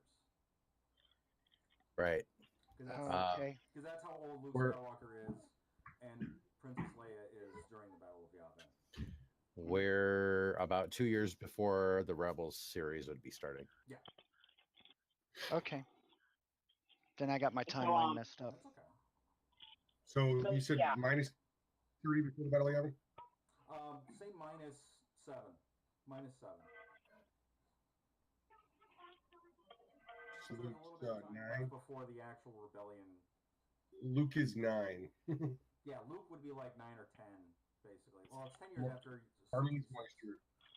It's 10 years after Order 66, so basically Luke is 10, Leia's 10. Oh, 10 years after? Good. Yeah. I think I'm about to pull the robes away from this lightsaber and cut some people in half. No, I didn't say that. Basically, I the Jedi am Purge is still going. Well, the Jedi Purge is Yes. almost. The Inquisitors are still around. They're still around, but it's almost being considered that it's over. I am personally very interested. I like challenge and difficulty, and the occasional punching a pirate in the face. Yeah. If Like, our chief if- financial officer's okay with it, then Yeah, if we were to encounter a pirate band who demanded our cargo, I would, give them the benefit of the doubt, say we're wimpy, and then when they come and board us, shock them and then sell them on the slave market. Oh wait, no, I didn't say that last part. No Oh wait, slaves. we're on Narshada. No slaves. No what? No slaves. I No. don't deal in slaves. But Oh, okay. it has Airlocks happened. work. You know, lock them up, just dump them someplace. It's fine. And I will give you money for the ship if you can bring it with. I look at the other two. I think this is a good deal. I mean, look at this guy's power. I mean, I think this is a good deal. We should totally do this. So Siobhan, what's your role in this? I'm his agent protecting Conrad's part of this. You will form part of our crew. Yes. Well, I was going to actually ask that you kind of come with you for a little while to see how everything is going. Just kind of make sure you're getting nice, well adjusted with the organization. Okay, I'll put it Well, plainly. it's been a long trip. I have criminals. I don't want bad guys. It's been a long trip. We need to sleep on it. So, we give do us need to till sleep on it. morning. What was that again? You need to sleep on it? Yeah. Okay. That's perfectly fine. You guys can sleep on it. No problem. As a matter of fact, I can set you up with we have dwelling levels. So we can have a private. You're kind of cutting out there, Brian. And I think I've lost Dom. I'm here. Oh no, I have Dan. Talk about it. There we go. Yeah, I'm there we here. Go. Okay. You said you needed to sleep on it, I take it? You were cutting out a little bit. Yeah. I'm just implying that we need the three of us need to chat Okay. to decide whether or not we want to commit to being in a crew together and stuff like that. Okay. Well, if you want, do sleep on it. Let's say overnight. You can stay in the ship, or if you want, I have domicile levels, kind of for visiting dignitaries or just visitors who need a place in the building. You can actually enjoy some of those suites there. Okay. Yeah. If leave us to it, we'll if you could have Siobhan stick back, we'll as she's going to be your agent. I think you should have her act as your agent and let's chat, and we'll have her get back to you with our decision. Okay. All right. Siobhan, I'm going to leave you alone. I'm going to have to actually do some stuff on my own. All right. You said you wanted Siobhan to leave you be as well for right now? No, I want her to be part of this conversation. Okay, cool. That's what she's supposed to be. I know an apartment area that we can get to. Yeah. No problem. Okay. Well, I'm not moving until Connor walks away. We're gonna go back in the ship. Okay, then I'll go back in the ship then. Rather stay in here than someplace comfortable. All right. Nice. I will be away. I have to actually go and take care of some business. Just Siobhan, when everybody comes to an agreement, just give me a buzz. And I will set up, if everybody agrees to everything, I will make sure that your, let's say the handlers, in a sense, you know which one would be for you. Mm-hmm. And you already met Brack. He's in charge of the ship anytime you actually come into port. I will then catch with you later. At this point, out of game, I'm going to say I want to take a 10-minute break for a minute, for a little bit of time. Works with me. Because I want to go to washroom and get a The little Jedi's room. Little Jedi's room. So I'm better with I am a diabetic. I'm better with my diabetes, but some of the symptoms do come up every now and then, and I'm going to go ahead and thing. So for the Twitch, I am going to play my little intermission video that hopefully doesn't get me busted again for copyright infringement of the music again. I think I found a better one.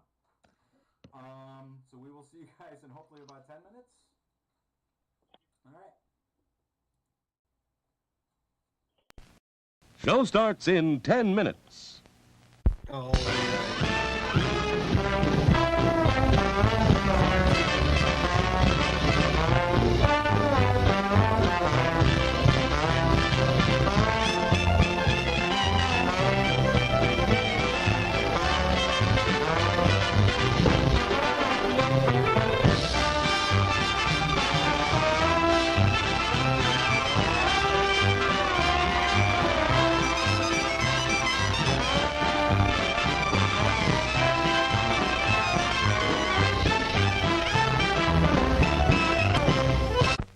What is it? Say, what is it? Hey, why it's buttercup popcorn and sweet green butter, too hot popcorn Mix it up, wrap it up, Buttercup is born. It's delicious. So nutritious. It's a taste delight.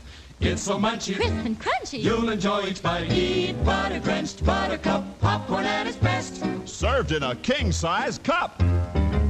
It beats all the rest. Show starts in 9 minutes. Here's a new taste treat. The corn dog. Plump, juicy wieners are dipped in a thick, golden Southern-style corn batter that seals in all their freshness and flavor. If you like hot dogs, you'll love corn dogs.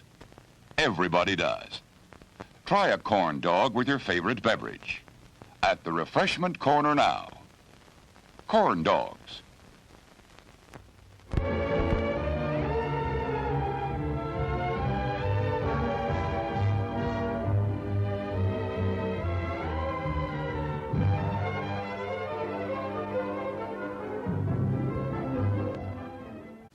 Show starts in 8 minutes. Today we're interviewing a stomach. Hello there.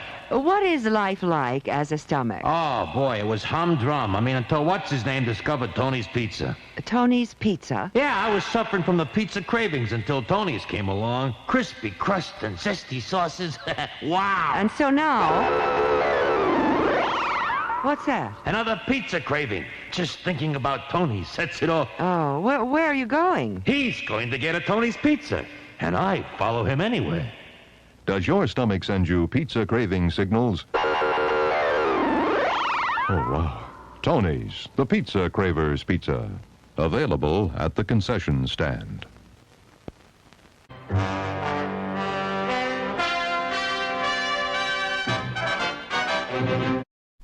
Show starts in 7 minutes.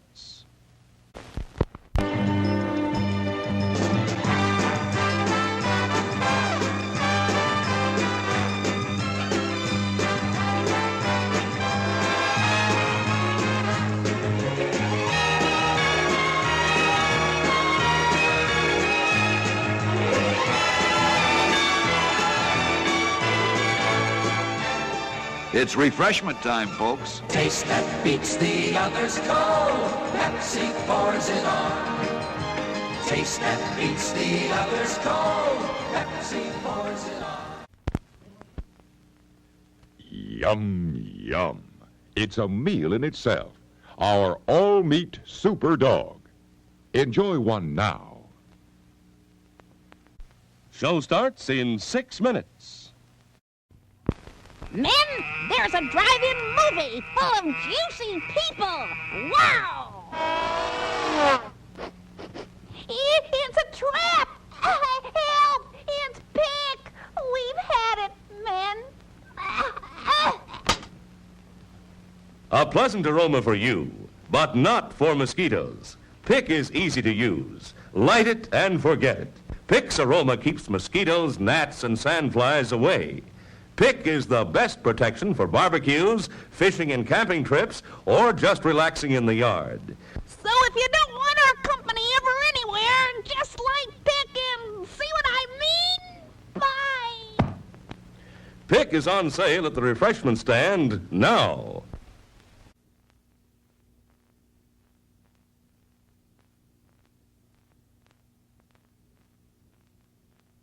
Show starts in 5 minutes.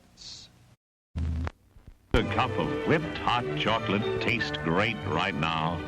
Carnation's Cocoa Supreme, the delicious hot chocolate drink with the light, delicate flavor you like. Wouldn't a good hot cup taste good right now? Ask for a cup of whipped hot chocolate at our snack bar.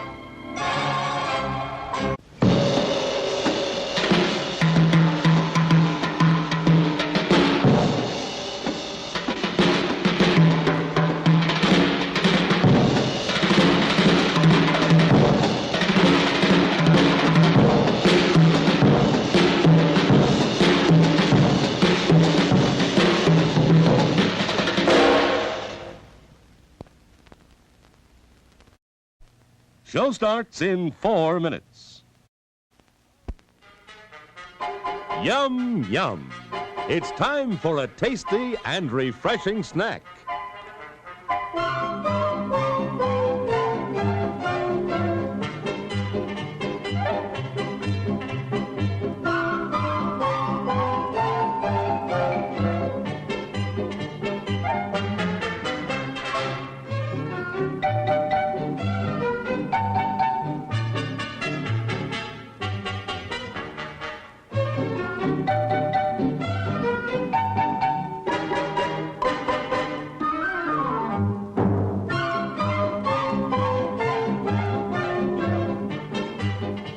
We promise to satisfy your hunger, your thirst, your sweet tooth. So visit our refreshment center now. Let's go! Show starts in 3 minutes. Popcorn, candy, ooh, hot dog, popsicle. Oh boy, banana orange.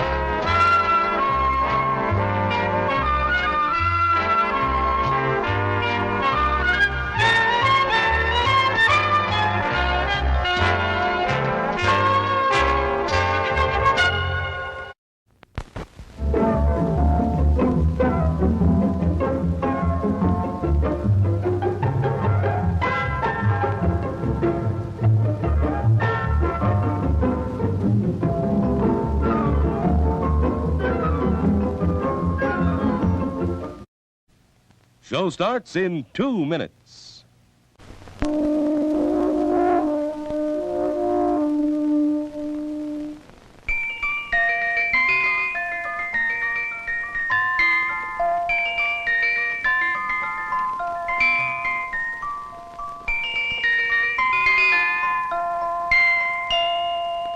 Now listen, now listen, now listen. I'm the Dairy Queen, won't you come with me along the milkshake way? I've got lots of good surprises, fresh and yummy for you every day. There are malts and shakes and sundaes too, whenever you stop. And of course your very, very favorite, the cone with the curl on top. You don't have to just dream about Dairy Queen. Your favorite Dairy Queen treat is a refreshing reality at your nearest Dairy Queen store.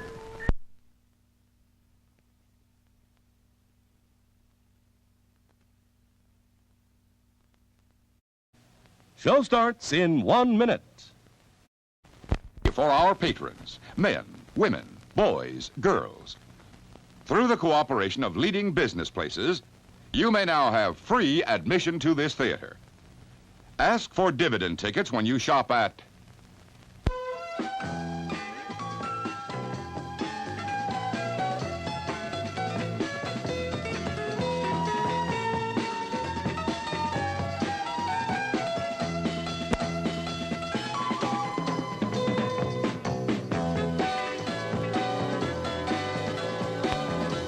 Names of merchants who give dividend tickets are listed in the lobby of the theater and on circulars at the concession stand. Dividend tickets will be accepted on all standard box office priced films. So take a circular with you today and start saving dividend tickets tomorrow when you shop. See your next movie completely free. And now, on with the show. Okay, and then we're actually back on it. Okay. Well, it's the second one, so obviously, you know, we'll figure it out. It takes a little bit of growing pains and time, so. And, yeah, I actually just turned off the intermissions. We're back on live. And it is actually funny. Amoco was the one that was bought by BP, I believe, so it's not a big deal that it actually went on the video. That's right. Okay.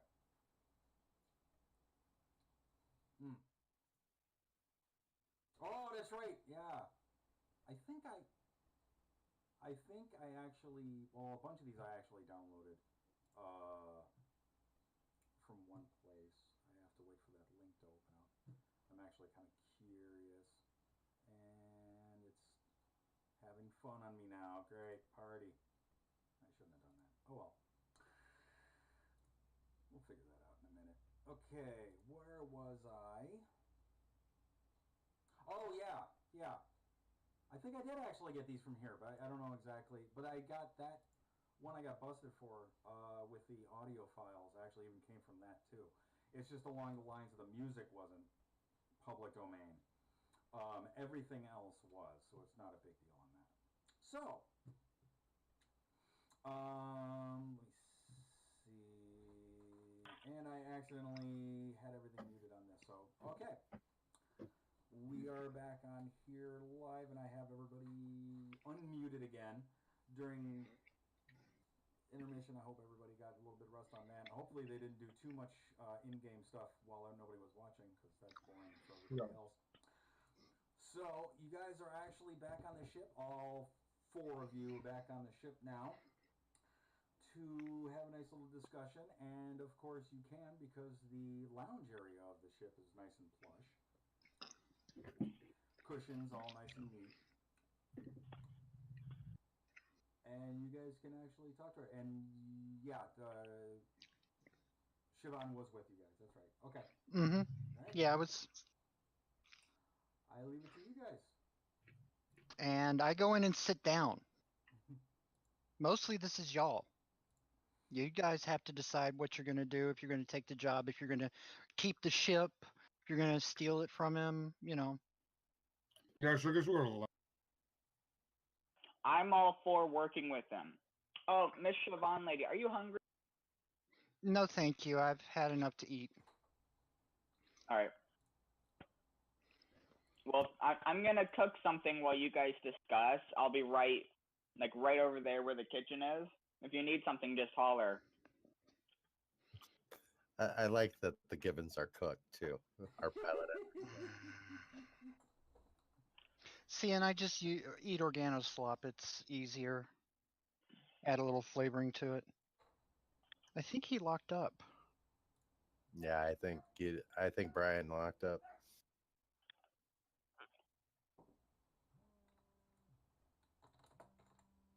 And he's a Mandalorian too, so it's spicy. Everything he cooks is spicy unless you complain.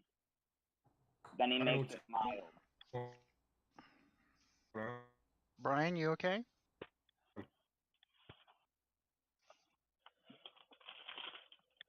Yeah, you locked up. Reboot. Yeah, More intermission. Not yet. You guys are still there. Oh, well, my point of view is this. If we took the ship and worked on contract, we're going to barely have enough to pay the bills. Whereas if we work for him, the ship, if we work for him straight out, hey, down the road we save enough money to get our own ship, or we split the profits up between us and we go our separate ways if that's what it takes. I don't know. I say work for him. Okay. One condition.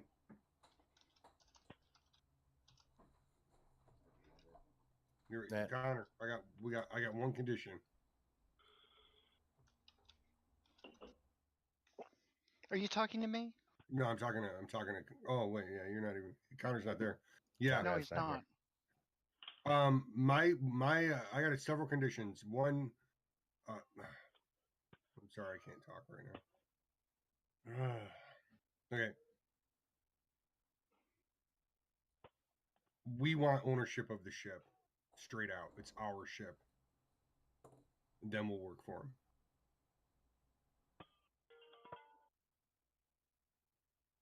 Is that it? Cora? Nator, what do you think of that? If it's mine, I get to destroy it.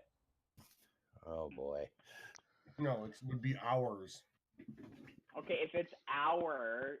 Okay, If it's mine, I get to destroy it. But if ours, I get to modify it and pick it out. Yeah, we can modify it. Yeah, as long as it benefits everyone.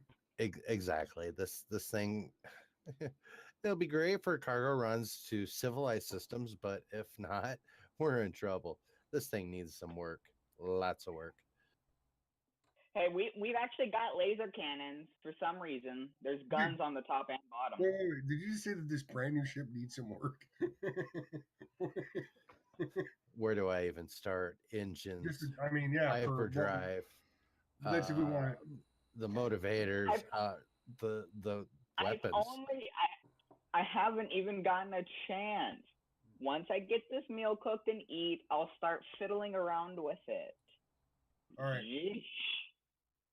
Okay, here, I would point out a few things that y'all probably haven't thought of. If you own the ship, y'all are responsible for everything.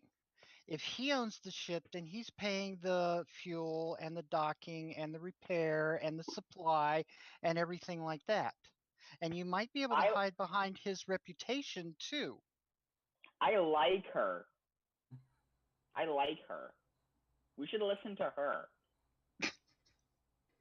Now, granted, you won't get to destroy part of it just because you feel like it, but you will get to, a lot of your expenses will be removed. And destroying isn't really, I mean, I might fly it through a light once in a while, or maybe a shuttle. Look, given how long it took you to get here, I wouldn't be surprised if you destroyed part of the ship while you were playing around with it. Maybe like, oh, I don't know, ripping up deck plates for no particular reason. No, do not even go there. No. I have a method to my madness. Yeah, I haven't told this thing Girls. You're both pretty. Hey, I'm a guy. Well, thank you. I am very pretty. I appreciate it. Yeah, I think I forgot to actually explain some of those. Yeah, I don't know if Siobhan actually caught it. That the given is like the only male. It's like the Twi'lek female and a human female, and then another human female for Siobhan, and then we have the given male. Yeah. So we've got 3 females and 1 male. Yeah. Oh God, we're gonna start cycling together. Estrogen overload. That'll be fun. Yeah, I see your point, Siobhan. But if we're working for him, that means that it could be our ship and we'd still work for him. Right. Look, as long as you're on it and you actually have possession of it, it's your ship de facto. All right. But when you get into a new system and you say you're ship XYZ from the CC Corp, that's going to carry a little bit of weight. I mean, he was responsible for blowing away a whole invasion force that was coming to Nar Shaddaa, and the Hutts don't fuck with him because of that. So yeah, he's got some rep. He's got some cred. I'm not denying it, but I'm also looking at it from the fact of there's a couple ways to go about it. You know, I mean, the ship is owned by the company and we're the crew and work for the company, or we own the ship and work for the company and are crew for the company. You know, we're bringing. So you don't want to be employees. You want to be subcontractors. In my experience, being the contractor is way better than being the subcontractor. Well, here's the thing. If y'all do that, then that means you're basically taking the ship as your pay.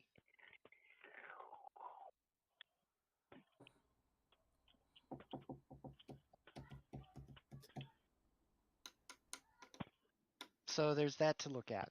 I will say out of character that you're doing exactly what you're supposed to be doing in character. Yeah, I am. Let me put one thing in here for the 4 of you. I lucked out. Okay, you guys then are doing really nicely with the role play. I love it. I want the caveat that over time we will become owners of the ship. Yeah, you can work off for the pay. You can put part of your part of your total pay for you 3 people, persons, beings, can go to purchasing the ship from Conrad if you want it to. That's going to mean slightly lower shares, but you can do it that way. He was going to give it to us. Yes, give it to us. He was going to give it to you as long as you were working for him. There's a difference there. It would be our ship, and we'd be working for it. GM, while they are continuing to discuss, I have finished my meal. Can I attempt to modify the maneuvering engine of the ship, or do I not have the supplies to do that? I would say you don't really have the supplies for it. You have the tools in the ship. And I don't think the little repair guys are going to let you do that since they're swarming all over everything. Yeah, I don't want a zero-sum game, but I want all parties to come out winners here. That's right. I mean, whatever loophole, he's going to give us the ship. It's going to be our ship as long as we work for him. But there's got to be a way that we maintain that we have the ship as ours, work for him, but also, the maintenance and the fuel and all that stuff gets taken care of at some point in time. Give me a minute, and I get up and leave the ship completely. On his dollar. Conrad? Over the comm? Yes. Yeah.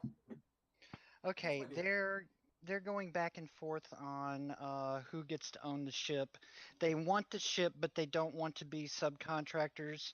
They essentially are asking if they can purchase the ship from you for part of what you would be paying them.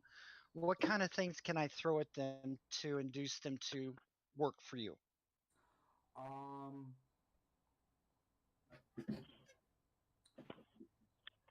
If they want to own it, I'm not against it. It would be kind of a situation of I can definitely take pay over time, depending on how many jobs.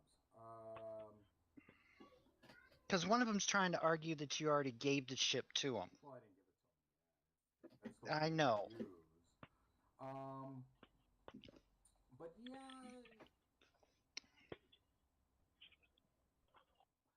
put it this way. To appease it, they can have their name on the ownership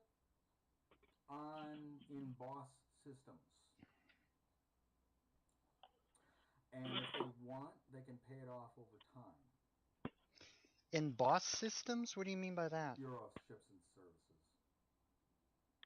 Okay. And the on file, basically, the Imperial Boss organization takes care of and monitors all the ships, what their designation are, and who owns what. Okay. They can be listed as the owners. But with it, I would actually say that a solid representative of CC Corp would need to be on that as well. Like it would be owned by 4 people instead of just 3. Okay, so my name would be listed on it as well. Hey, thank you for volunteering that. Hey. That's what you were working towards? God, why don't you just come out and say what you mean? I'm just shady. Okay. Birthing rights here. Can they spread your name around when they're doing stuff? They can spread the name around. I would, of course. I am, a lovable person in a lot of docks, but let's face it, there's a few docks that they don't like me. So they might not want to share my name. Kind of depends on what I'm actually doing that week. So this might even make it easier for them to take advantage of it. Real quick, Brian, did you cut audio as well, or just? No, I have no idea what happened. I just got everybody just went black. Oh, okay. I missed everything after she talked about how the whole someone pretty much when she said, yeah, it's like they're saying you already gave it to them. I missed everything after that. Well, you don't even okay, hear it anyway, I'll explain it. Yeah. Yeah. But if they want to, yeah, they can actually own it in real over time. That's not a problem. It would be along the lines of, instead of I get half of profit, I get 3/4 of profit until it's actually paid off. Mind you, not of, off of sticker price, what it's actually valued as of right now. Okay. All right. It I'll might be a better get deal back. for them just to own it, in Boss Systems, because that's really all that matters. Yeah, I know, but they won't. I don't know. They're being weird. Fine. Okay. And I go back into the ship. Okay. He's not opposed to you guys actually owning it. There's a couple of things though. If you want to do a purchase over time, he's going to take 3/4 of the profits, and y'all get to split 1/4. If you Now, want to just, is that direct job profits? that's profit. That's net after all the bills are paid. Okay, so not stuff like, for example, if we were to happen to the giant kyber crystal just floating in space somewhere and sell that, he doesn't get 3/4 of that. Technically, No, it that would be part of it, or part of the deal. Yeah, Yes. you would actually get that as well. But mind you, It's not profits on just assignments. It's profits on what the ship earns. Okay. Mind you, also, obviously in a shady underworld avenue, if you do make profit off something that you don't report, then he doesn't get anything. But the debt takes longer to pay off. Yeah. Plus, I'm here to prevent that. All right, you can. Well, there's a few other things. Let's be the contractors. We get to name it. Hold on. There's a few other things. If you would rather just have your name on the paperwork and let the real value devolve to Conrad, he's fine with that. Okay? And it would show up as this group's ship, including me. All four of us would own it together. On the paperwork. He would have nothing to do with it. You also get birthing rights here. You get, quarters here. I can't think of what supplies would come from here while you're in town. And things like that. Okay. So that's part of it as well. Now, I also asked specifically if you would be working openly, or if you could use his name. He said depends on what he's doing that week. So he gets into some interesting things. So that might not be the best thing to do, but personally, in my opinion, if you actually really want that, y'all are focusing too much on the ship itself. There's opportunities to get ships all over the place. You need to remember that we just got out of a situation in jail, and this having ownership of a ship would provide us good, reputable stability, or at least allow us to start building that. And I understand that.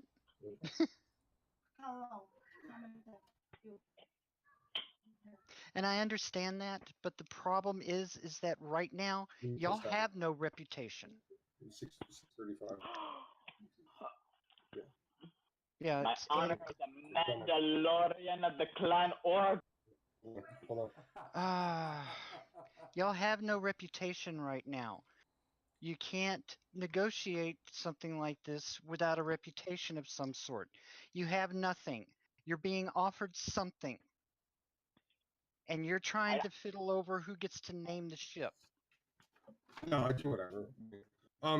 Got sideline out of character. I just got my birthday's tomorrow, and I'm here in Dallas to do some family emergency, but everything's fine now. And all the family here wants to take me out to celebrate my birthday, and they want to do that in 10 minutes. Okay. That's perfectly fine. So, yeah.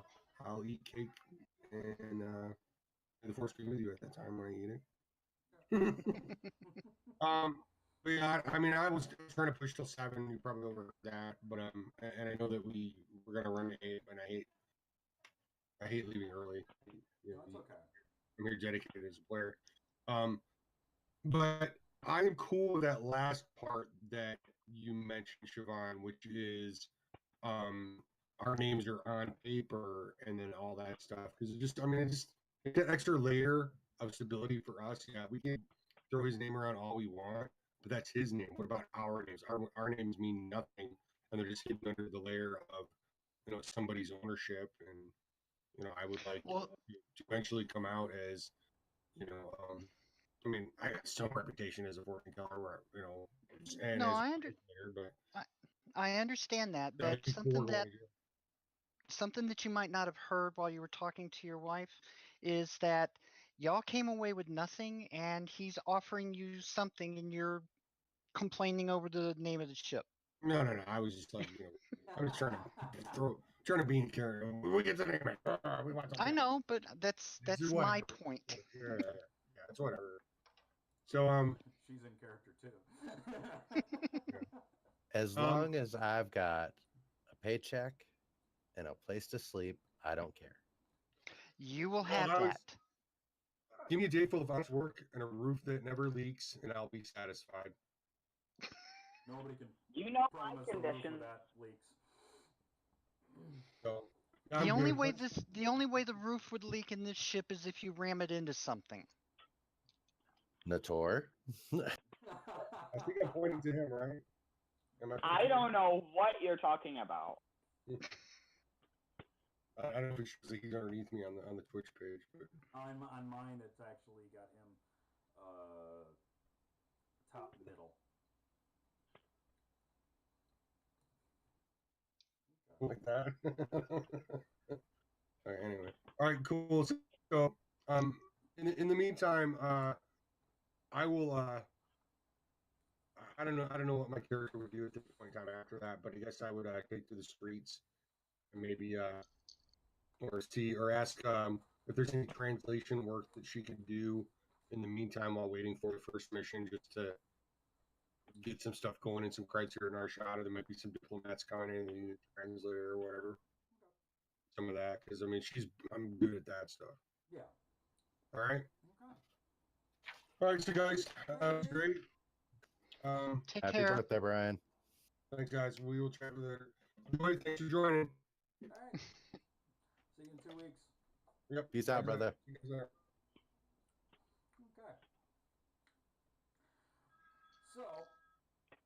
So that's one for yes. Another one that says as long as he's got a paycheck and a dry hole for a room, he's fine. And you, Mr. Gibbon? If I gotta do stuff crazy and punch people, I'm fine. Well, I don't control who you punch. I mean, if you want to punch yourself, that's your business. He kind of like turns his head to the side and gives you an odd look. Aren't you someone? Got high priorities to punch people. He does. Conrad, they've I get back on the comm link. Yes. They've pretty much said yes, although one is just saying that he wants to punch people and that's all he really cares about. Yeah, I know. Apparently the second option with official listed ownership, just not actual ownership, is fine with everybody. Wonderful. Give me a few moments. Let me get down there. All right. Takes him a few minutes to get down the turbo lifts and run through the ships, basically. Grab one of the techs and ask them to communicate to one of their friends someplace to get all my stuff out of my room and to bring it to here. You got it. Thank you. You got it. Where's your room? Ah. Y'all should know. Yeah. You share it. Yes. Conrad does actually kind of saunter over. Wonderful, we've come to a consensus. Yes. And I would like to then actually, with much ceremony, ask you, and he kind of pulls out from behind him a data pad tablet with on the header of it, it's actually BOSS, Boss Bureau of Ships and Services, right there. Oh, it's the boss data pad. Okay. It's got 4 names on it. Whatever, as I can't remember exactly, I believe 1 or 2 of you might have actually had aliases that you're actually using right now. He Nope, not me. hands it over. Do me a favor also, make sure you put a name down for the ship. It's unlucky to have a ship without a name, you know. What color do we want it to be? We should help if it helps if we have a color. Because I'm gonna paint it, whether if you want to paint it or not, I'm painting it. You don't get a say. It's being painted. This color is just so gray and steely. It needs something more. Republic red. Ship colored. Ha ha ha, very funny. How about the Black Lotus?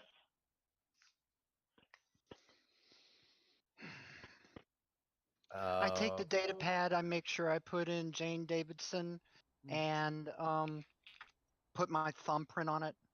Yep. It's already got Jane Davidson actually on there when it was handed over by Conrad.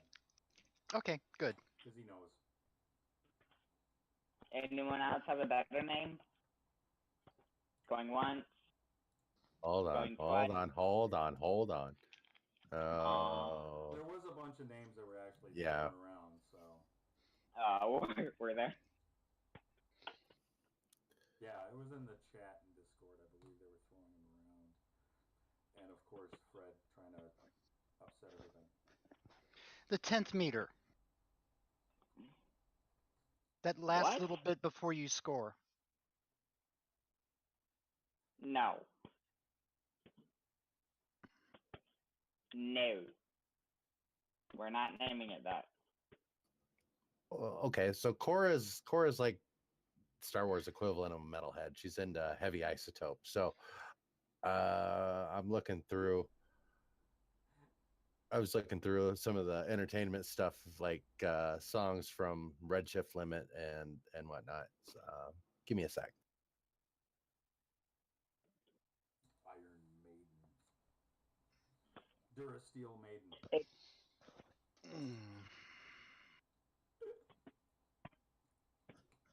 Since it's a matter of indifference to me as to what they name the ship, when my stuff gets here, I go and find an empty cabin and start setting it up. Cool. Durasteel Dame is what Fred says. But Fred's not there. Yeah, Fred's not here. He doesn't get any input. Yeah, sure. Just kidding, Fred. We love you. No idea. No, we don't. Oh, wait. You might. You might not. I might. I'm married, so probably not.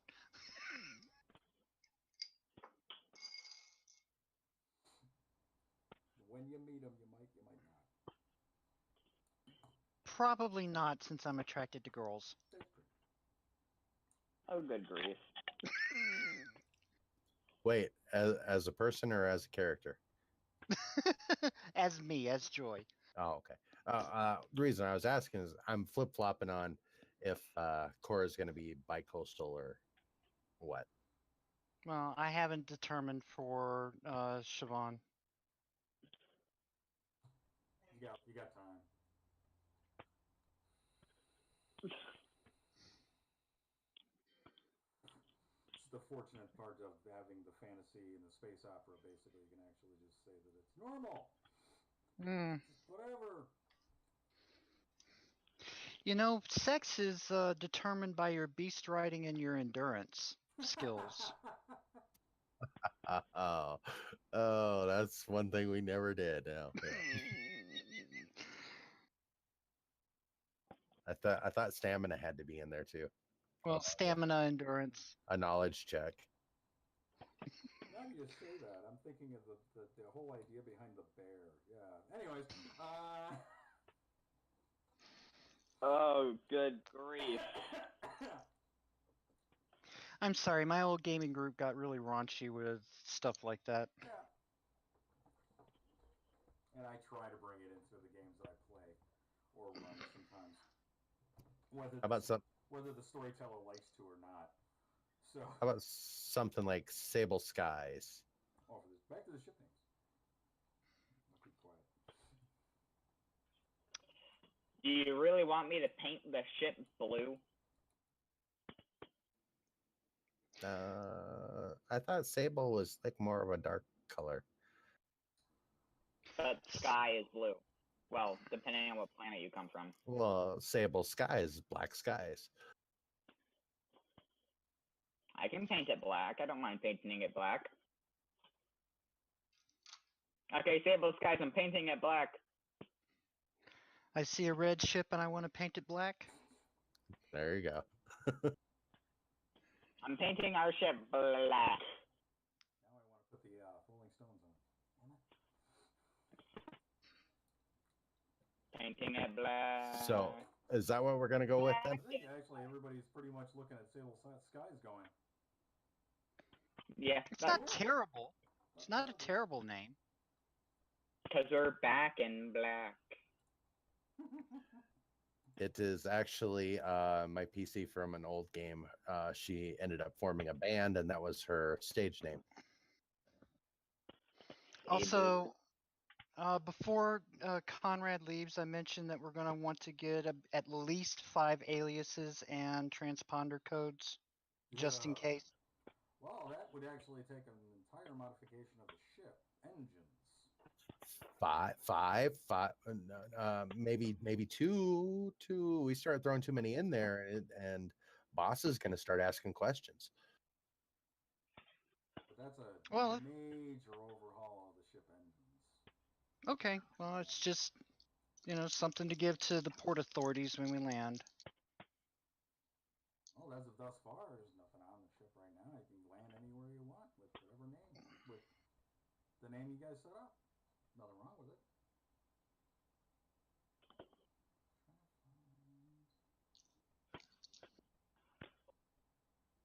All right, so Sable Skies it is. I think actually everybody's come up with that one pretty well. Yay! 17 men on a dead man's chest. Yo ho ho na bahalaram. I think he wants to be a pirate ship.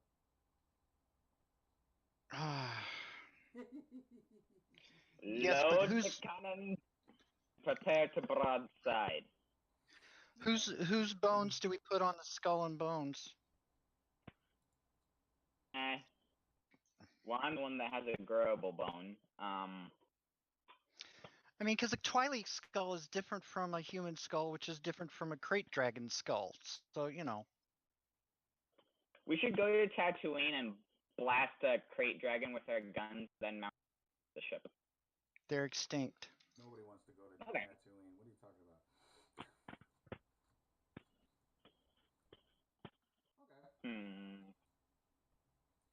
We can get a Rancor skull.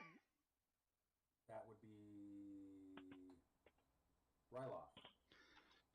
No, Ryloth is where the Twilights. No, not Ryloth. Dathomir. Dathomir, thank you. My brain, yeah. All right. With so Sable Skies.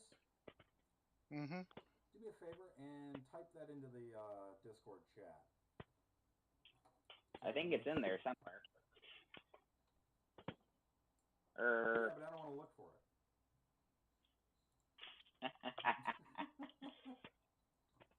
Mr. GM. Also, one of my friends was watching the stream earlier, and she wanted to blow up the doors on the 42nd floor of the tower. You just want to blow everything up, why don't you? Not me. She's here. I can read the. No, it's you doing it. Because Oh, we know it's you. So SKIES or SKYEZ? IES is IES. my vote. With the Z, it kind of like puts in there the idea of the whole noobs and monies. Of Zoom! Zoom. I'm going to put it down as guys. All right. He still actually does say, please feel free. He does. Oh, wait. So you got everything actually under the boss systems. He does actually take the pad back and say, okay, let me get this processed. And once it's actually processed, you'll be good to go. While you're waiting, obviously, still, please take advantage of some of the living quarters, some of the suites actually for the night, if you wish. You still haven't spent an entire night there.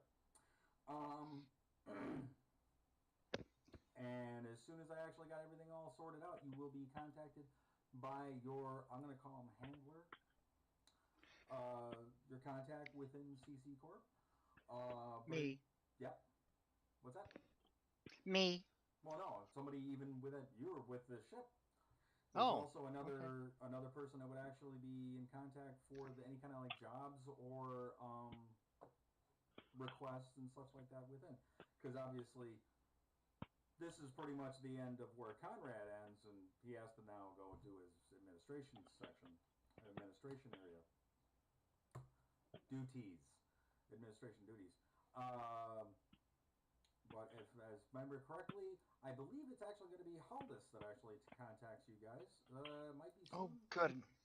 I like Haldus. Yes, I like him too, actually. I do have one question. Yes. As far as like some extra provisions for the ship, is there some place we could acquire those? Which provisions did you need? Well, I mean, we've got food and whatnot, but we're talking some creature comforts. Entertainment wise, is there some place I can go get sound slugs or something? Holovid sound slugs, yeah. Okay. Well, it's anywhere around town, actually. I know the lowest levels of CC Beta has its own little shopping arcade. Plus, we're on Nar Shaddaa. You can get damn near anything you want. Yep. As long as it's not nailed down, pretty much there's always a price on something. And if you have a crowbar, you can get those too. Yeah. As long as you can also get away with it. Oh. I don't think you're getting away with a hut. Might makes right, but you can get away with one of the Hut's kids, as long as you can run real fast. And then avoid the bounty hunters for the rest of your life. I've seen Clone Wars. Yeah. Yeah, pretty much, yeah. Avoid all the bounty hunters that would actually be chasing you down. At that point, you'd only be safe in CC Beta. Jack anywhere else, then. You're on your own then. And just go to Coruscant, or Imperial Center as it's called now. Isn't it called Imperial? No, we're not going to Coruscant. Well, Coruscant, it's still called Coruscant, but yeah, there's Imperial City on Coruscant. I thought Coruscant was changed to Imperial Center or something. I don't know. It's always been Coruscant, as far as I know. And it's not like Conrad's going to actually call it anything but Coruscant. He just calls it Coruscant. He doesn't actually change it. We could call it Remus. Call Coruscant Remus instead? Yeah. He takes the data pad and he does actually wander off again. And you guys are all free to do as you see fit. If you wanted to go to the shopping arcade, check out your suites. Cora's gonna go shopping. All right. I'd go to a casino. That there will be. That there Quite definitely a number. Casino-wise, though, CC Beta doesn't have a casino. You'd have to go off-site for that. For shopping arcade-wise, CC Beta has it on the lowest 2 levels. Or you can actually wander around the rest of Nar Shaddaa in general, as there's shopping arcades and shops all over the place. I've played the Old Republic. I know what Nar Shaddaa looks like. No thanks. I'll stick close to home. I like the Old Republic as long as it's not crashing on me. Exactly. Kind of wondering how many other people it crashes on all the time. I didn't have that problem. I was playing the second one, the Dark Lords part. I'm talking about the online version. Oh, okay. Yeah, that sucker crashes on me like left and right. I have no idea why. At least it's a sin to say it in a Star Wars game, but I play the Star Trek Online as well. That crashes as well on a regular basis, but at least that one's not as painful when it crashes. It just closes and I'm done. Anyways.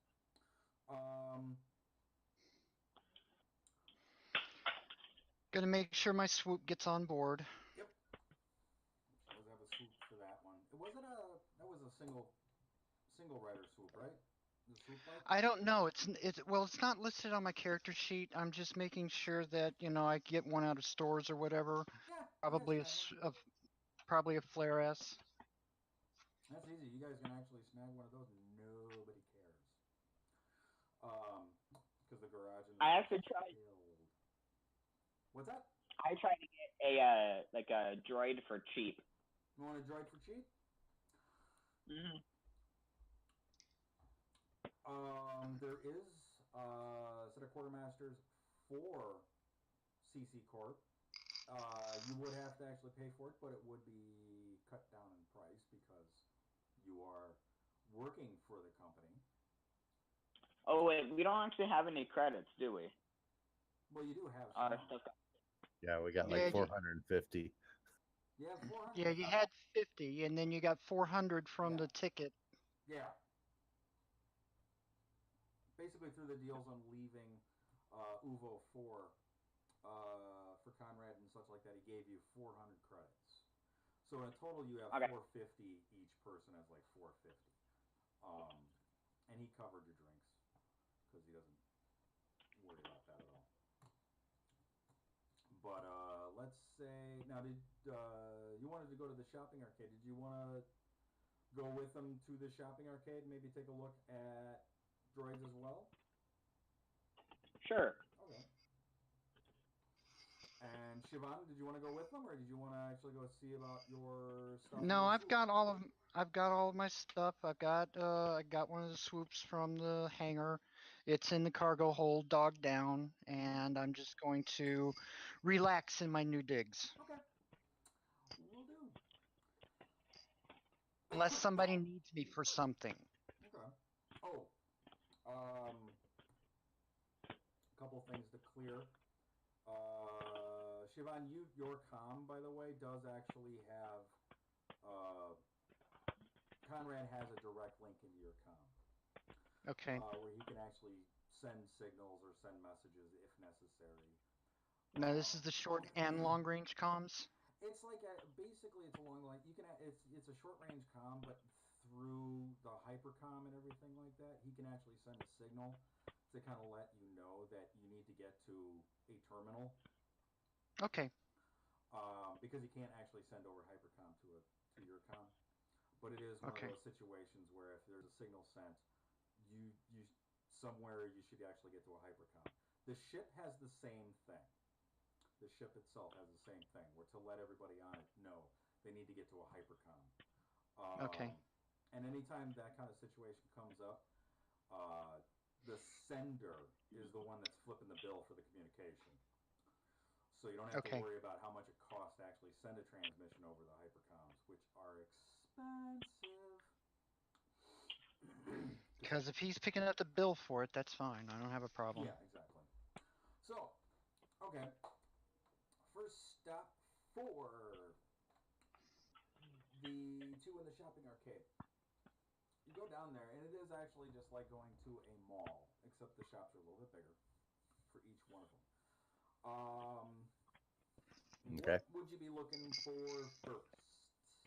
No, Cora's looking for music. Oh, That's her wait. big thing. Just to double check, basically to get to it, as I was describing to Siobhan when she actually went into the turbo list, when you get to the turbo list, you do see the same thing. This weird aesthetic of the turbo lifts where it has the big mechanical buttons. And the top few levels just don't exist yet, so they don't have a button there for them, but they do have the places for them. Bottom 2 levels marked for the shopping arcade, and there's level 42 that has a lock on it. And it's the only one that actually has this on it. Just to let you guys know, you see it as well now. But otherwise, you can actually react to the with this weird aesthetic turbo lift ka-chunk button situation. This is a little old school. I push one of the buttons that leads us to the mall. To the mall? Which is basically 1 and 2. I push 2. Okay. And it does actually take you down there. Pretty quickly. Each level is 1 second. And it opens up into your standard mall with the big open, gigantic area in the middle with the shops all the way around the edges and the sides. And it's actually very clean in comparison to a lot of things in Nar Shaddaa. You do actually see custodial droids running around and cleaning everything up. And you have shoppers in there ranging from your standard, your level, where it's like you got a little bit of money, decent clothing, to really posh guys in their fur coats and everything. In this place, there's a lot of posh stores and there's a lot of like low-end stores. They're serving everything and anybody. Where to first? Like I said, I got to find the place that's selling the music. And if it's Nar Shaddaa, I know I can get my Scarlet ratings and my Crimson and Band ratings. So, hey. And since you're probably old enough, I'm going to say, yeah, sure enough, you'll end up on level 2. There's actually a couple stores there that would actually be selling the holo vids and the audios and the music and such. And one catches your eye. It's wonderful. The thing actually takes up a huge chunk on the map because you, of course, have your mall map with the hero glyph. You know, hero, you are here. Little dude there. And there's this one great big music shop called Sam Goody. Of course. Okay. Dominic might not actually get that one, but some of the older ones here, yeah. You got a Sam Goody right there. On the first level is a tape world, but you know, who cares about them? And you can head on over to the Sam Goody. You know, you're going to owe them some royalties or something. They don't exist anymore. So yeah. Music Land and Sam Goody are gone. I'm wondering if Tower Records. They still exist though, so. Well, they do? Yeah, they're only an online presence that I've found. But Sam Goody's gone. Well, it's either that or Music Land or something like that, but. Sam Goody, and you can head on over there to get your music and such like that. And they have everything. Anything and everything you're actually looking for is going to be at the Sam Goody. Okay. I don't know what the role play on the music store, other than the people across the counter that are just really you know, your typical teenagers just bored with their lives in general, and the dude pushing 40 with tons of energy and really excited about being here. Got to be the manager. Dude, you actually listen to the Beatles still? God. Isn't that like a little ancient, you know? No, it's here called the water bugs, you know, it's Star Wars. I mean, they were so 5 minutes ago. I mean, you know. Exactly. Well, the manager's the one in the in behind closed doors. If he ever comes out, he's the one with the green mohawk. All right, I got Fragments of the Rim opened up here. I'm trying to find the section that's got it all listed. Oh, okay. It's got the music and stuff listed? Yeah. Oh, okay.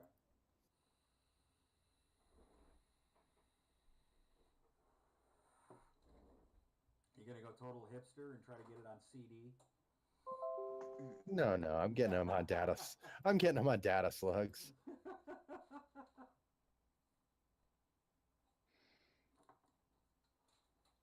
To be fair, I'm still rebuilding my LP collection. God, you got actual vinyl? Mm-hmm. Some old, some new. MP3s. I can put them all on my phone. Well, but sometimes I'm actually just listening here, so I like to just put it up on the record player.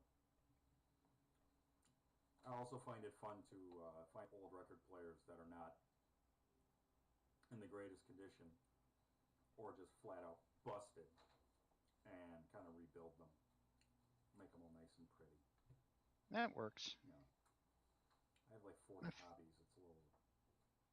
My father did that with an actual 1930s jukebox. That would be cool. Mm. I'm trying to actually get a... I can't remember what it was. I want to get one of the old standing cabinets, basically, and put a modern record player in it. So how much money are you going to blow on your music? Well, it depends on how much it is per sound slug. We're going to go albums. Album, yeah. Well, let's see. Albums, we'll say...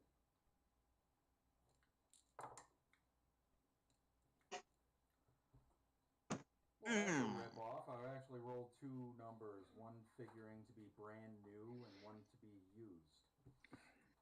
And it was a difference between 12 and 11 credits. So... Brand new, 12 credits, used, 11 credits. Okay.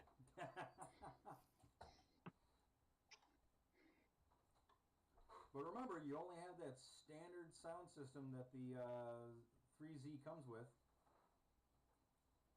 Oh, that's true. I will need something to play that on then. How much for like a well, data pads will play them, but how much for like a headphone setup type thing? Just for the headphones that'll play the music? Yeah.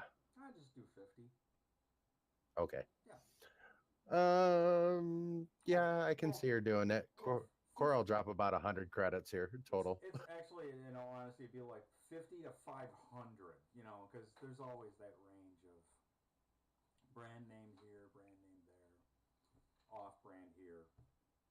But functional that actually sound decent, even like, you know, because I'm cheap, $50 covers it, no problem. You don't need the $500 ones.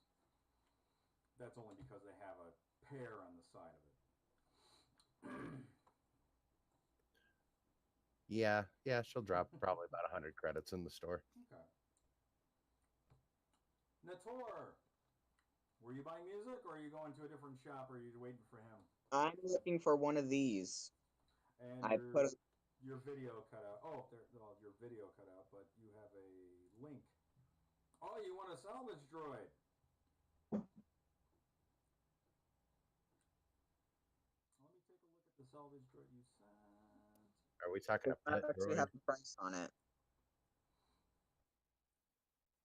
Search 2D, lifting 5D plus 2. It's like a junk droid.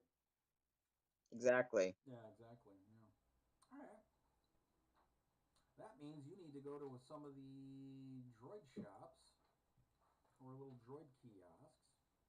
For something like that, though,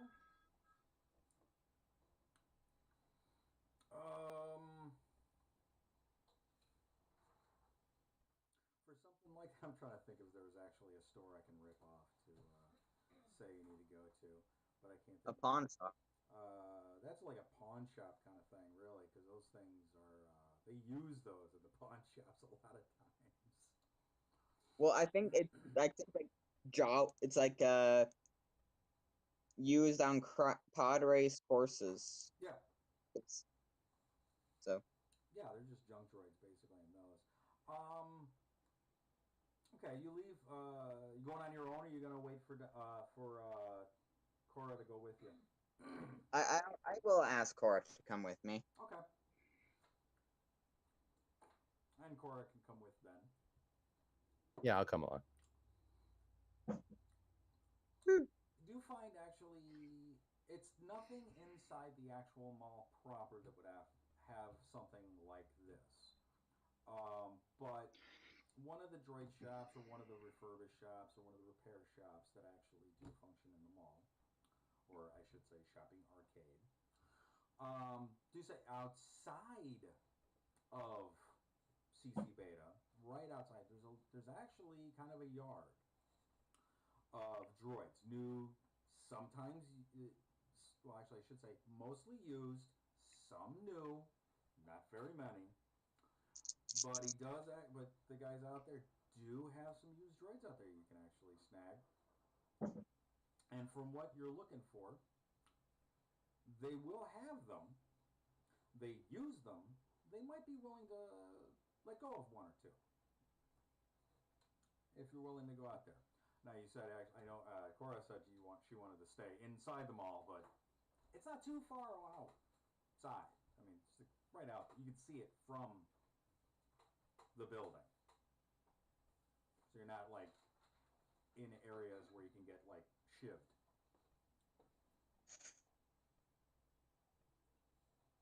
Besides, I'll protect you if you get shot. I don't say that, but Well, you can if she actually has a problem with it. yeah, if she, I'll say that. If she doesn't, I won't. Hey, I can handle myself. So you got okay. So you guys go out there to the junkyard. I mean, yes. Droid shop. Yeah. You go out there. It is actually kind of a fenced-in area. Tall fences, tall Durasteel fences going around it, and it kind of does look like a junk shop or a junkyard.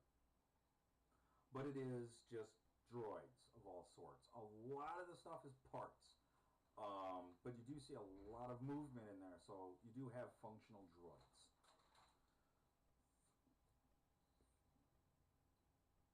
One second. Okay.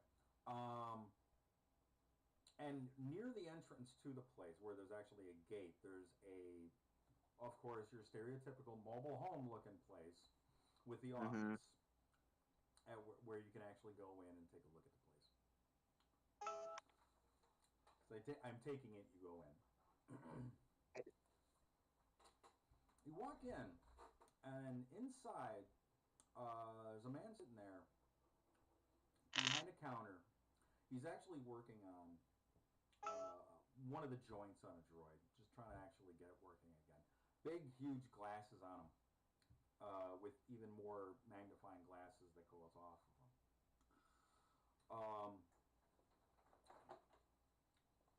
He's staring down at the droid. See, now I have them actually. See, I have my own little magnifying glasses. He's staring down at the droid, trying to work on it. And as you walk over to the desk, he actually just picks up his head out of a shot, just instantly, just shoots up. It's like, wait, hang on. Let me see something. I know why you're here. Hang on. I know. Wait. Let me see. Wait. I almost got it. No, I don't know why you're here. take it. Why are you here? I'm looking for a salvage droid. Salvage droid. Salvage droids. I have the. I need those. But how much do you really need one? I do need one. I will be need. Let me see. How much? How much can you pay? I've got 450. I've got 450 on me. Out of game, I'm sorry. What? Because you don't start with all of the money that you have on you. Be You start quiet. with, oh, I've only got about 200, and you get talked up. Duh! 450. 450. I think that. Yes. Yes, I can. Yes. No. Yes. I can. Hang on one Good. sec. Come with me. And he comes around to the other side. And it is a human that actually comes around, but he's actually, when he comes around, he like takes 3 steps down, and he's a lot shorter than he was looking when he was behind the desk. He's like about 3.5 feet tall. Comes around the corner real quick, passes you, grabs your hand, of which I don't know if you're going to resist or not, and starts actually walking towards the door. I do have my shock boxing gloves on. Does he shock himself as he grabs my hand? You have to activate them pretty much to. Okay. It's like pushing the button down. Is it Warwick Davis that just grabbed his hand? No, I don't think Warwick Davis can. Warwick Davis can't actually move this fast. I don't know. He's got some pretty long arms there. He does, but he's actually What? just on his legs. Warwick Davis kind of like moves back and forth. This one he can actually. It's more along the lines of this guy can actually move a little closer to. Oh, I can't remember his real name. Tyrion Lannister. Oh, yeah. He can actually walk straight because Warwick Davis kind of like moves from side to side because his legs are a lot shorter than they should be comparison to his arms. He's actually a dwarf because he's got normal size torso, normal size arms, and short legs. Right. As opposed to a midget like what's his face is, where it's all proportional. Peter Dinklage. Peter Dinklage, yeah. Peter Dinklage, yes. This one's a little closer to Dinklage. But a little crazier than, all the other ones, basically. He's not all there. He kind of looks like he's been snorting the oil. But he actually does hold your hand. He does actually grab your hand. You start walking towards the door. Do you resist, or are you going with him? I'll go with him. Okay.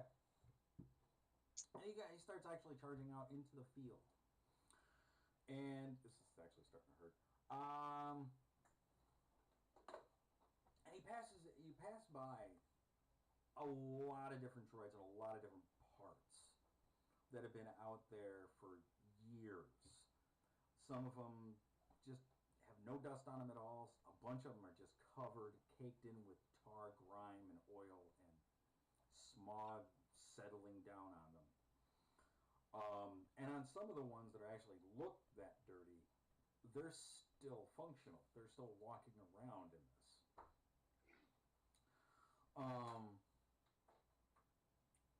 And very few of the brand new ones are caked like that, but all the brand new ones you pass by aren't moving at all. They're just shut down on power save and have like plastic bags over them. Yeah. But he passes by a bunch of them and kind of comes around a corner to a grouping of 3 salvage droids, kind of like what you're looking at. 3 completely different models. Comes around the corner and is like this one. Yeah. That's exactly what I'm looking for. Wait, I need that one. How about this one? What's wrong with that one? Well, nothing. I want that one because he looks fancier. Oh. I don't care that much about aesthetics. I'm gonna paint it anyway. Oh, good. Good. Then this one works. This one, it's walking away. Wait. Heal. There it goes. Here it comes.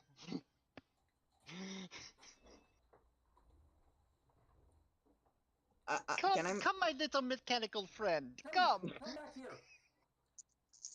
Can I make a value roll to see if that's how much this thing is worth? Oh yeah, go ahead.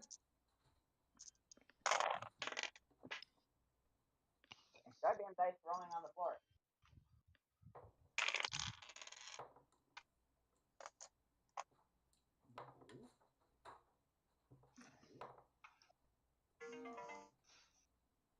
$14. 14, yeah. With that, I would actually say you're coming up with a value because of some dust, some grime. It's a little hard to see everything that's actually going on with it. You can actually see that the grime has actually been filled in some dents and some scratches. You can see the scratches. You have to look really close to see it, but I'm figuring you're already looking at it pretty close. Yeah. And it's looking up, actually, going, hi. They don't have vocabulators. What's that? They don't even have vocabulators. No, I mean, just waving. I'm not... Yeah. It's not verbally. If anything, it's got a beep-beep system, if anything. Retail, you would actually figure something in this condition to be $300 to $450 in value.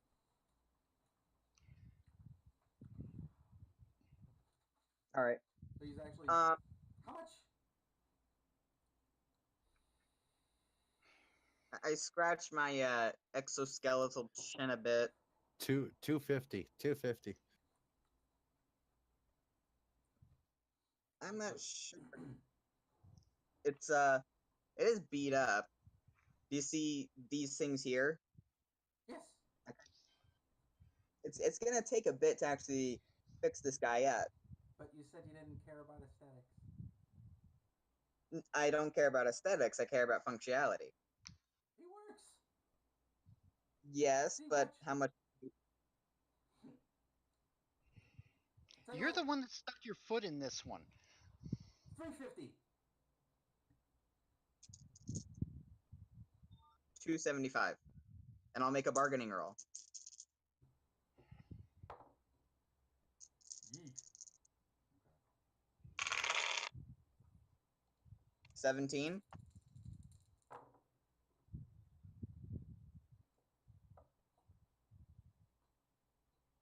I'm glad you rolled because I rolled the bargain and my roll was miserable. That's okay, because my rolls lately have been completely miserable as well. Like, this is going to really suck when I put you guys up against something and be like, okay, and I roll, everything sucked, you wasted it. Thanks. No. See, you're rolling crappy now, so that later, when the law of averages says you roll really, really well, and we get stomped on. Hammered. Yeah, but this is when I want to roll good, and then I roll bad later. That's fine. But no, actually, I'm just gonna roll crappy. Trust me. Joy, you're part of the crew. You're not supposed to be backing him. Oh, crap! That's right. Yeah, roll crap. Roll good now. He turns up. He's like, 300, and I throw in coffee. 300 and throw in a coffee maker. Okay. I think he actually went down. Coffee maker. Yes. 300 and coffee maker. Show me the coffee maker. Although bring the droid with, because reasons. Say deal. Say deal. He comes. He grabs. He's still got your hand, and in the other hand, he grabs the hand of He grabs the hand of the droid, and he starts running, walking towards the back to the office again, and goes inside. He gets to the door, and now he's like, he pauses for a second because he doesn't have any hands free to open the door. Let's go of yours to open the door and rush in himself with the droid behind him. I follow him. Gets inside, points off to the right, turns around, points off to your right, on one of the cabinets and one of the platforms. The coffee maker, and it's just this beat up, Mr. Coffee, standard coffee maker that was supposed to be white at one time, but it's been going brown because everything in this place actually starts to go brown no matter what. And it is fully functional. I mean, these things don't ever go bad. They don't fail because they're so simple. And it is a coffee maker. 280. No coffee maker. Okay. I offer him my hand. Not too sure. 280 for the I trade. think Cora wants the coffee maker. I want the coffee maker. Are you going to chip in? Wait, I thought it was 300 with the droid and the coffee maker. Yeah. Yeah. But he wants to go 280, which would knock off the coffee maker. Which is the point.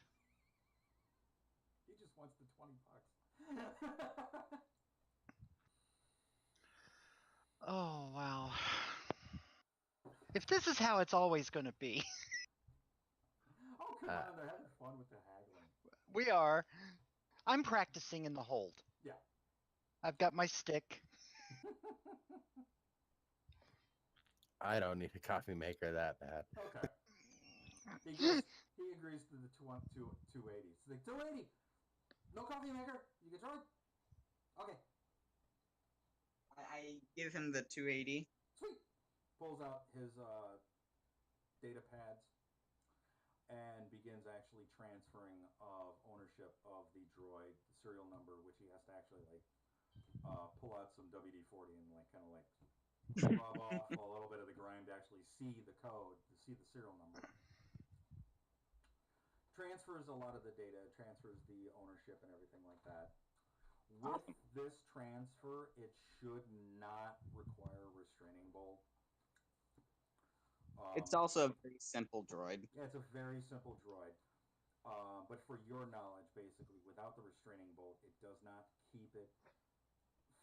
It doesn't keep it from somebody else messing with it, basically, in a sense. But it will obey you. And it's a very simple droid. It's going to obey you without a problem.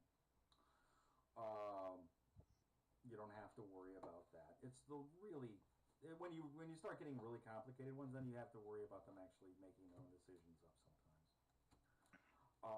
But it's how often are you going to have somebody actually sneaking in and messing with your scavenger droid?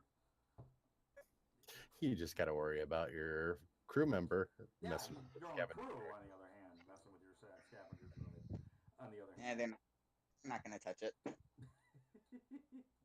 Let me grab something though, so you have automatically what it has on it.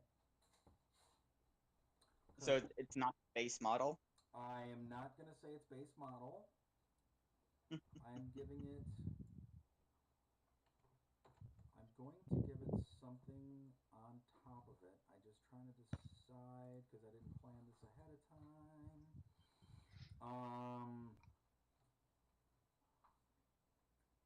Oh, yeah. You know what? Let's say... Let me just put it in here, and I'm going to change...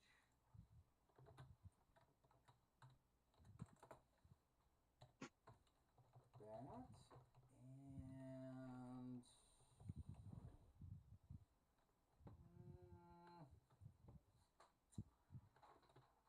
I do want to give it something on... Oh, yeah.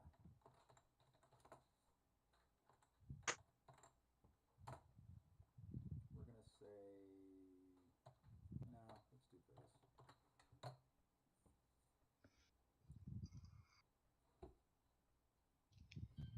A little bit more. I added a die of dodge. It's gotten a little bit of dodge skill just because of learning how to get out of the way of falling debris. Awesome. Figure it's suitable in a junk when it's working in a junkyard. And I gave it a little bit of droid repair, like a die extra of droid repair. Sweet. It won't. Hey, that's free. That's free stuff. It's on the droid. Sweet. Basically it is physically stock, just really gnarly and dirty. But it's added this on top of everything else just over periods of time. Learn skills. Yeah. As much as they say that droids don't learn, you have to program them, I think they learn a little bit once in a while, you know. Well, unless you do a mind wipe and then that's gone. Yeah. Well, yeah, if you do a wipe on this thing, it's going to lose the dodge and the droid repair skill. And then it's going to go back to factory specs. So you have droid. Awesome. And he does actually turn to Korra one more time. Coffee maker? You sure? I think to keep going, you're gonna have to keep that. Yeah. Okay.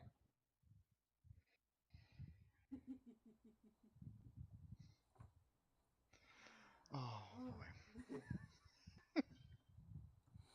I had to put him in there someplace. And you wanted droid, so yeah, it was a perfect position for it. It was either going to be that or weird animals. I don't even want to know. No. Yeah, I don't want to know either. There's a video series. There's a set of people I watch on YouTube, and one of their characters was a little bit like that. It's an ASMR thing, and slightly like that. I hacked it all to hell, but it's still pretty cool. So you now have your salvage droid. Yay! Yay! What else was the crew going to do at this particular time? I'm good. I'm heading back to the ship. Okay.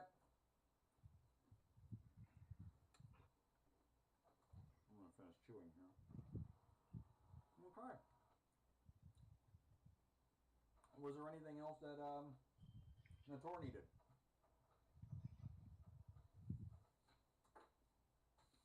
Nope, he's good. Okay. So go back to the ship. In general, were you guys going to actually take advantage of the suite in the building, CC Beta? Sure, why not? As long as it doesn't come. And just to make sure that I'm actually, because I don't know how it actually comes off, but they do actually call the building CC Beta. Okay. The ship is to let you know, the ship is perfectly fine. The squibs actually get done with it. They close it up. It has actually been wiped down for any kind of like view streams and stuff like that. I believe Siobhan, you moved into the ship directly, right? Yes. Already? Okay. Yes. I had him bring my stuff. I've been setting up and practicing and everything like that, making sure that all the consumables get on board for the different species. Oh yeah. And they do stockpile it pretty well. Good. They don't.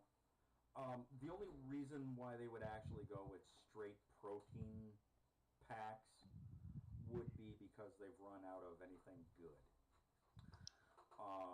So you at least, at minimum, I know most people in the military would actually say MREs are actually atrocious, but they're actually pretty good. They're decent meals. They are really decent meals, and that's the level. If a little bit above that is the standard ration packs or ration foods that are actually stockpiled on this by CC Corp. Okay. Not just and brown paste. At least you only need one of those a day rather than 3 meals a day. Yeah. But fortunately, also with the size of the crew and the size of the hold and the sustainability of this ship, you guys could actually pound through 3 or 4 meals in a day and actually still not deplete the stores very well. The way I always write it up as is, I believe it was on this ship was 2 months. Standard, yeah. I think it's 2 months. But that's not a given. 2 months. but it's like 2 months for a full complement of passengers and crew. Typically, what I remember seeing is that the consumable any ship is oxygen, fuel, food, and water, all combined.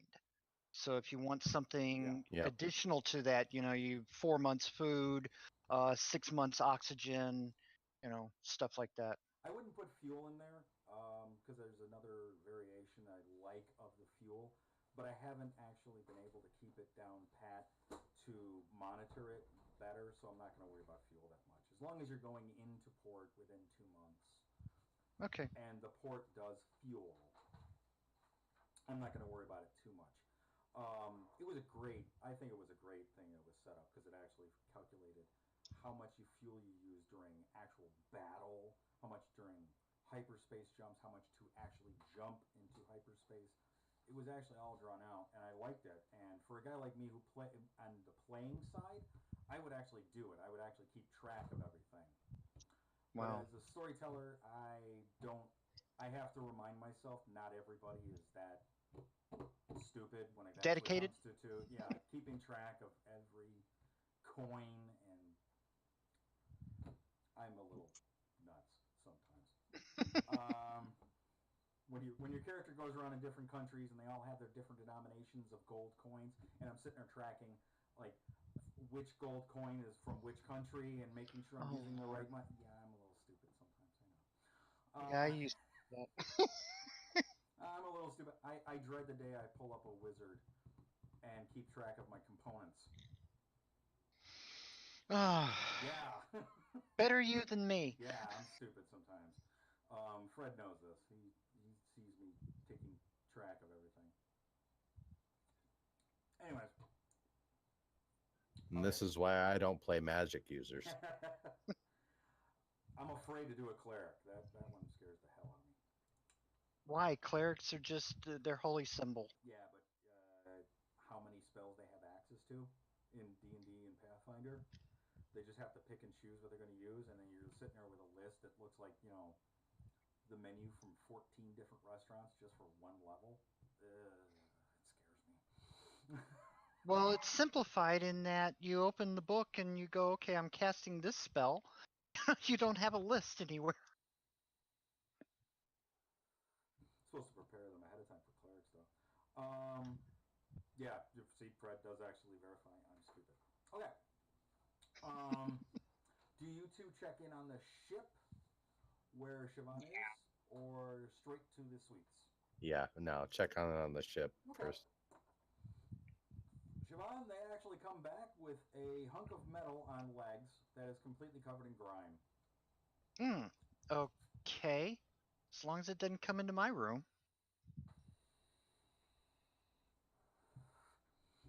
That's up to Natora. It really. doesn't. No, it is not repulsor propelled. It has 4 legs. I thought it had a repulsor lift engine. Yeah, it is supposed to be repulsor. Yeah, it has a repulsor. Yeah. Oh, yeah, it does. It has the 4. Yeah, it's repulsor revolved. It's like the claw from a crane game, except it's not. That's right. I'm sorry. Yeah, you're right. Okay. Oh, that makes it really useful. I like it. Like I said, it's not coming into my room. Yeah. You can put it in the hole back there, the garage, where my swoop is at, and it can stay there. Yeah, keep it. Droid, you stay away from my swoop. It's fine. It looks up where Nator. You start disassembling my swoop, and I'll disassemble you. That's not what it does. It just picks it up and carries it somewhere. Well, it can move itself. Thank you. I don't need a droid doing that for me. Are you sure? I'm positive. Thank you. Well, I have a stick here. I'll beat it to death. It's probably gonna pick up your leg before you can and trip you. Oh God! That thing is not that fast. Here we go into starting the chest beating. Okay. He doesn't have to pound his chest yet. He's the only one on the ship that's male. Yeah, it hurt my boobs, I think. Yeah. So. I am the alpha. What's that? I am the alpha. Can you really call it an alpha when it's the only one? Absolutely. Well, he can be called the alpha if he wants to, but alpha males are always secondary to alpha females. Yeah, there's no alpha female though. This is true in the pack mentality, yeah. In the theoretical, yeah, I found more about. I don't remember which animal. I don't remember which animal actually still goes off pack mentality anymore because they've been rewriting it. Because I know wolves have actually been retconned. Yeah, retconned completely. Especially after looking through the dude's notes and going, really, this is how you came up with this idea? Oh, you're an idiot. So. Okay. And anything else on the ship, or are you guys you two going back into the suites? Nah, after that I'll go back to the suite. Yeah, back to the suite. Okay, do y'all know where you're going? No. There's a map. We'll find our way. Here's comm links. They tie into the ship's frequency and into mine. Here are directions to the suites that are attached to this ship. God, boys, I swear. You should know better. You're a girl. She's a young, impulsive teen. Come on. Oh, God. Okay. I expect my character to do a lot of haggling. This is going to be good. The suites that they actually have set aside for you on level 63. At which point I will actually reiterate level 42, the only one with a lock. You know my character's gonna blow it up when he gets explosives. Now that you've mentioned it more than blow once. it up. You can just, find security. But then security is not in. How do you blow it up? It's trying to get it to actually get to the level and stay there. There's 5 seconds from when it goes up, so just probably within that 2.5 second mark, you click the button and blow the door. But you're in the lift when you do it. I know. And then the lift plummets to the ground. We go to level 41. We stop. We use the access point in the elevator car to get up on top, and then we figure out how to get into 42 that way. Exactly. So I'm gonna basically, you guys get to the suites, and the suites are actually just like for this area, this level, everything is actually like a hotel room, but it's a good hotel. I'm not talking like Penthouse of Hilton, Chicago, or the oh god, I can't remember the other posh hotel that's there, but basically a decent country inns and suites kind of style. You have your mini bar, you have your little snacks and stuff that are already stockpiled and everything. It's a Hojo. Huh? It's a Hojo. It's a Hojo. Howard Johnson. Wait, they're out of business too. I can say that. Yes. It's a standard Howard Johnson, and they did actually allow you guys to have private rooms, or if you wanted to, you can share the rooms if you're paranoid about being alone. At which point you can actually rest there. And at this point, I'm going to actually end the game tonight and the stream, and we will work our way in 2 weeks to find out what your first job will be, if you make it there. Or if you're delayed, trying to figure out what's on level 42. Which I have a feeling somebody's going to try and actually bust in on it, so. Well, I can tell you that, level 42 has the Life to Universe and everything in it, so, Yeah. That's why there's a whole 5 levels of it. Yeah. They're building Earth there. The mice are building Earth. Yeah.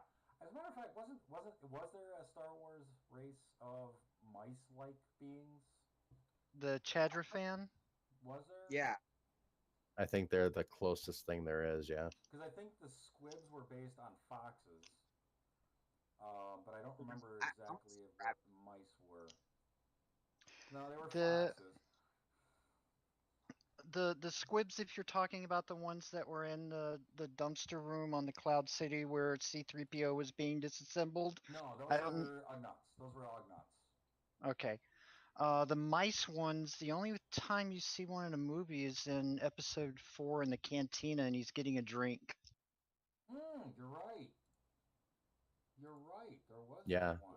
So, okay. And that's a chatter fan. Yeah. That's what that is? The Chatter fan? Okay. Yes. I'm Yep. going to have to actually pull that up because I know what's on there, but I'd like to add that because seriously, I labeled it 42. I might as well just have fun with the Douglas Adams thing. I'll put those on there too. You also get Chadra-fan showing up in the Dark Lords with Star Wars: The Old Republic. The Old Republic with the Sith. The Darth Bane trilogy?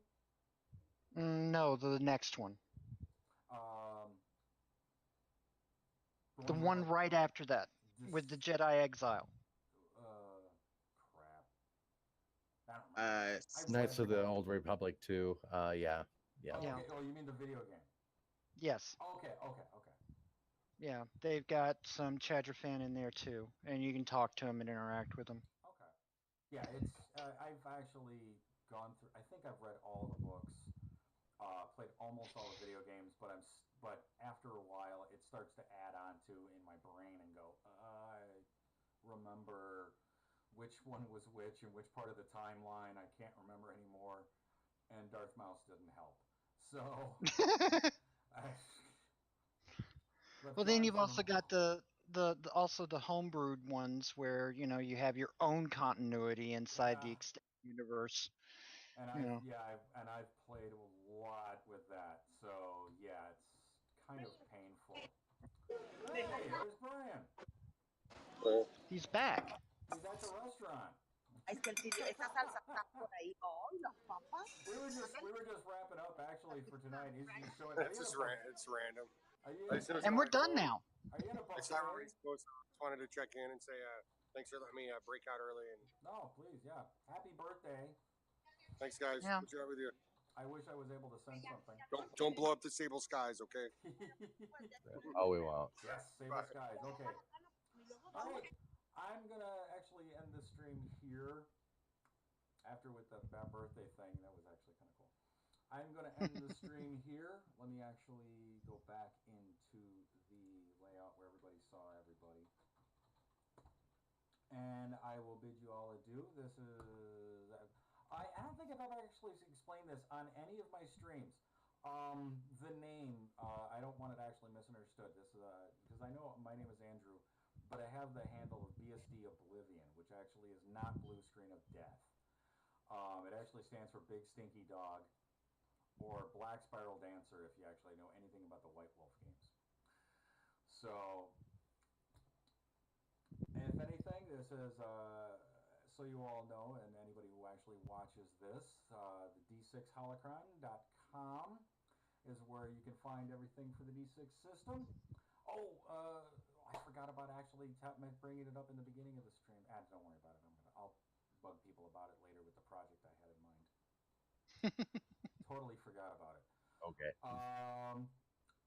Like, subscribe on the YouTube, subscribe to the Twitch and such like that. Please watch. I've already, made about over 60 views on the YouTube, which means I'm like, in the big leagues now, man. Hey. Yeah, a couple of those were mine. What's that? A couple of those views were mine. I think I'm kind of a big deal. I'm kind of a big deal now. There's probably about 5 of them being my mom going, let's just help them out now. Or my father looking at it going, what the hell is this? Get it up, go away. Just don't start charging. No. If it actually hits the big time in any way, shape, or form, I'm never going to do a subscription fee. I will accept donations because it adds more to the gaming idea, but I will never do fees for anything. That's why I did the Holocron. It is for free. There's stuff I'm going to be adding to it, and I hope to do it very soon. soon, which will also be for free, which means I'll make no money on it, and that I can't replace my job with it, but I need the insurance anyways. So it's not like I can really do anything. The most I'll do is maybe add more money to my convention fund, which would be great.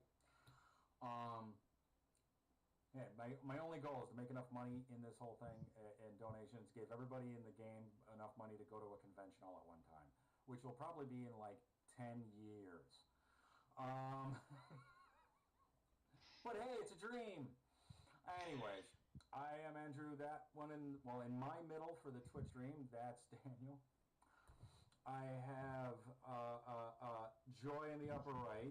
Dominic is black right now, but that's okay. He was still talking, and I think he's still in there. Fred is over there. We haven't actually been able to introduce him yet, but we will sooner or later. I like leaving him on the hook and waiting forever. That look on Fred's face is priceless. He's still actually watching and seeing ahead of him going, I'm going to have to do what with these guys? It's hilarious.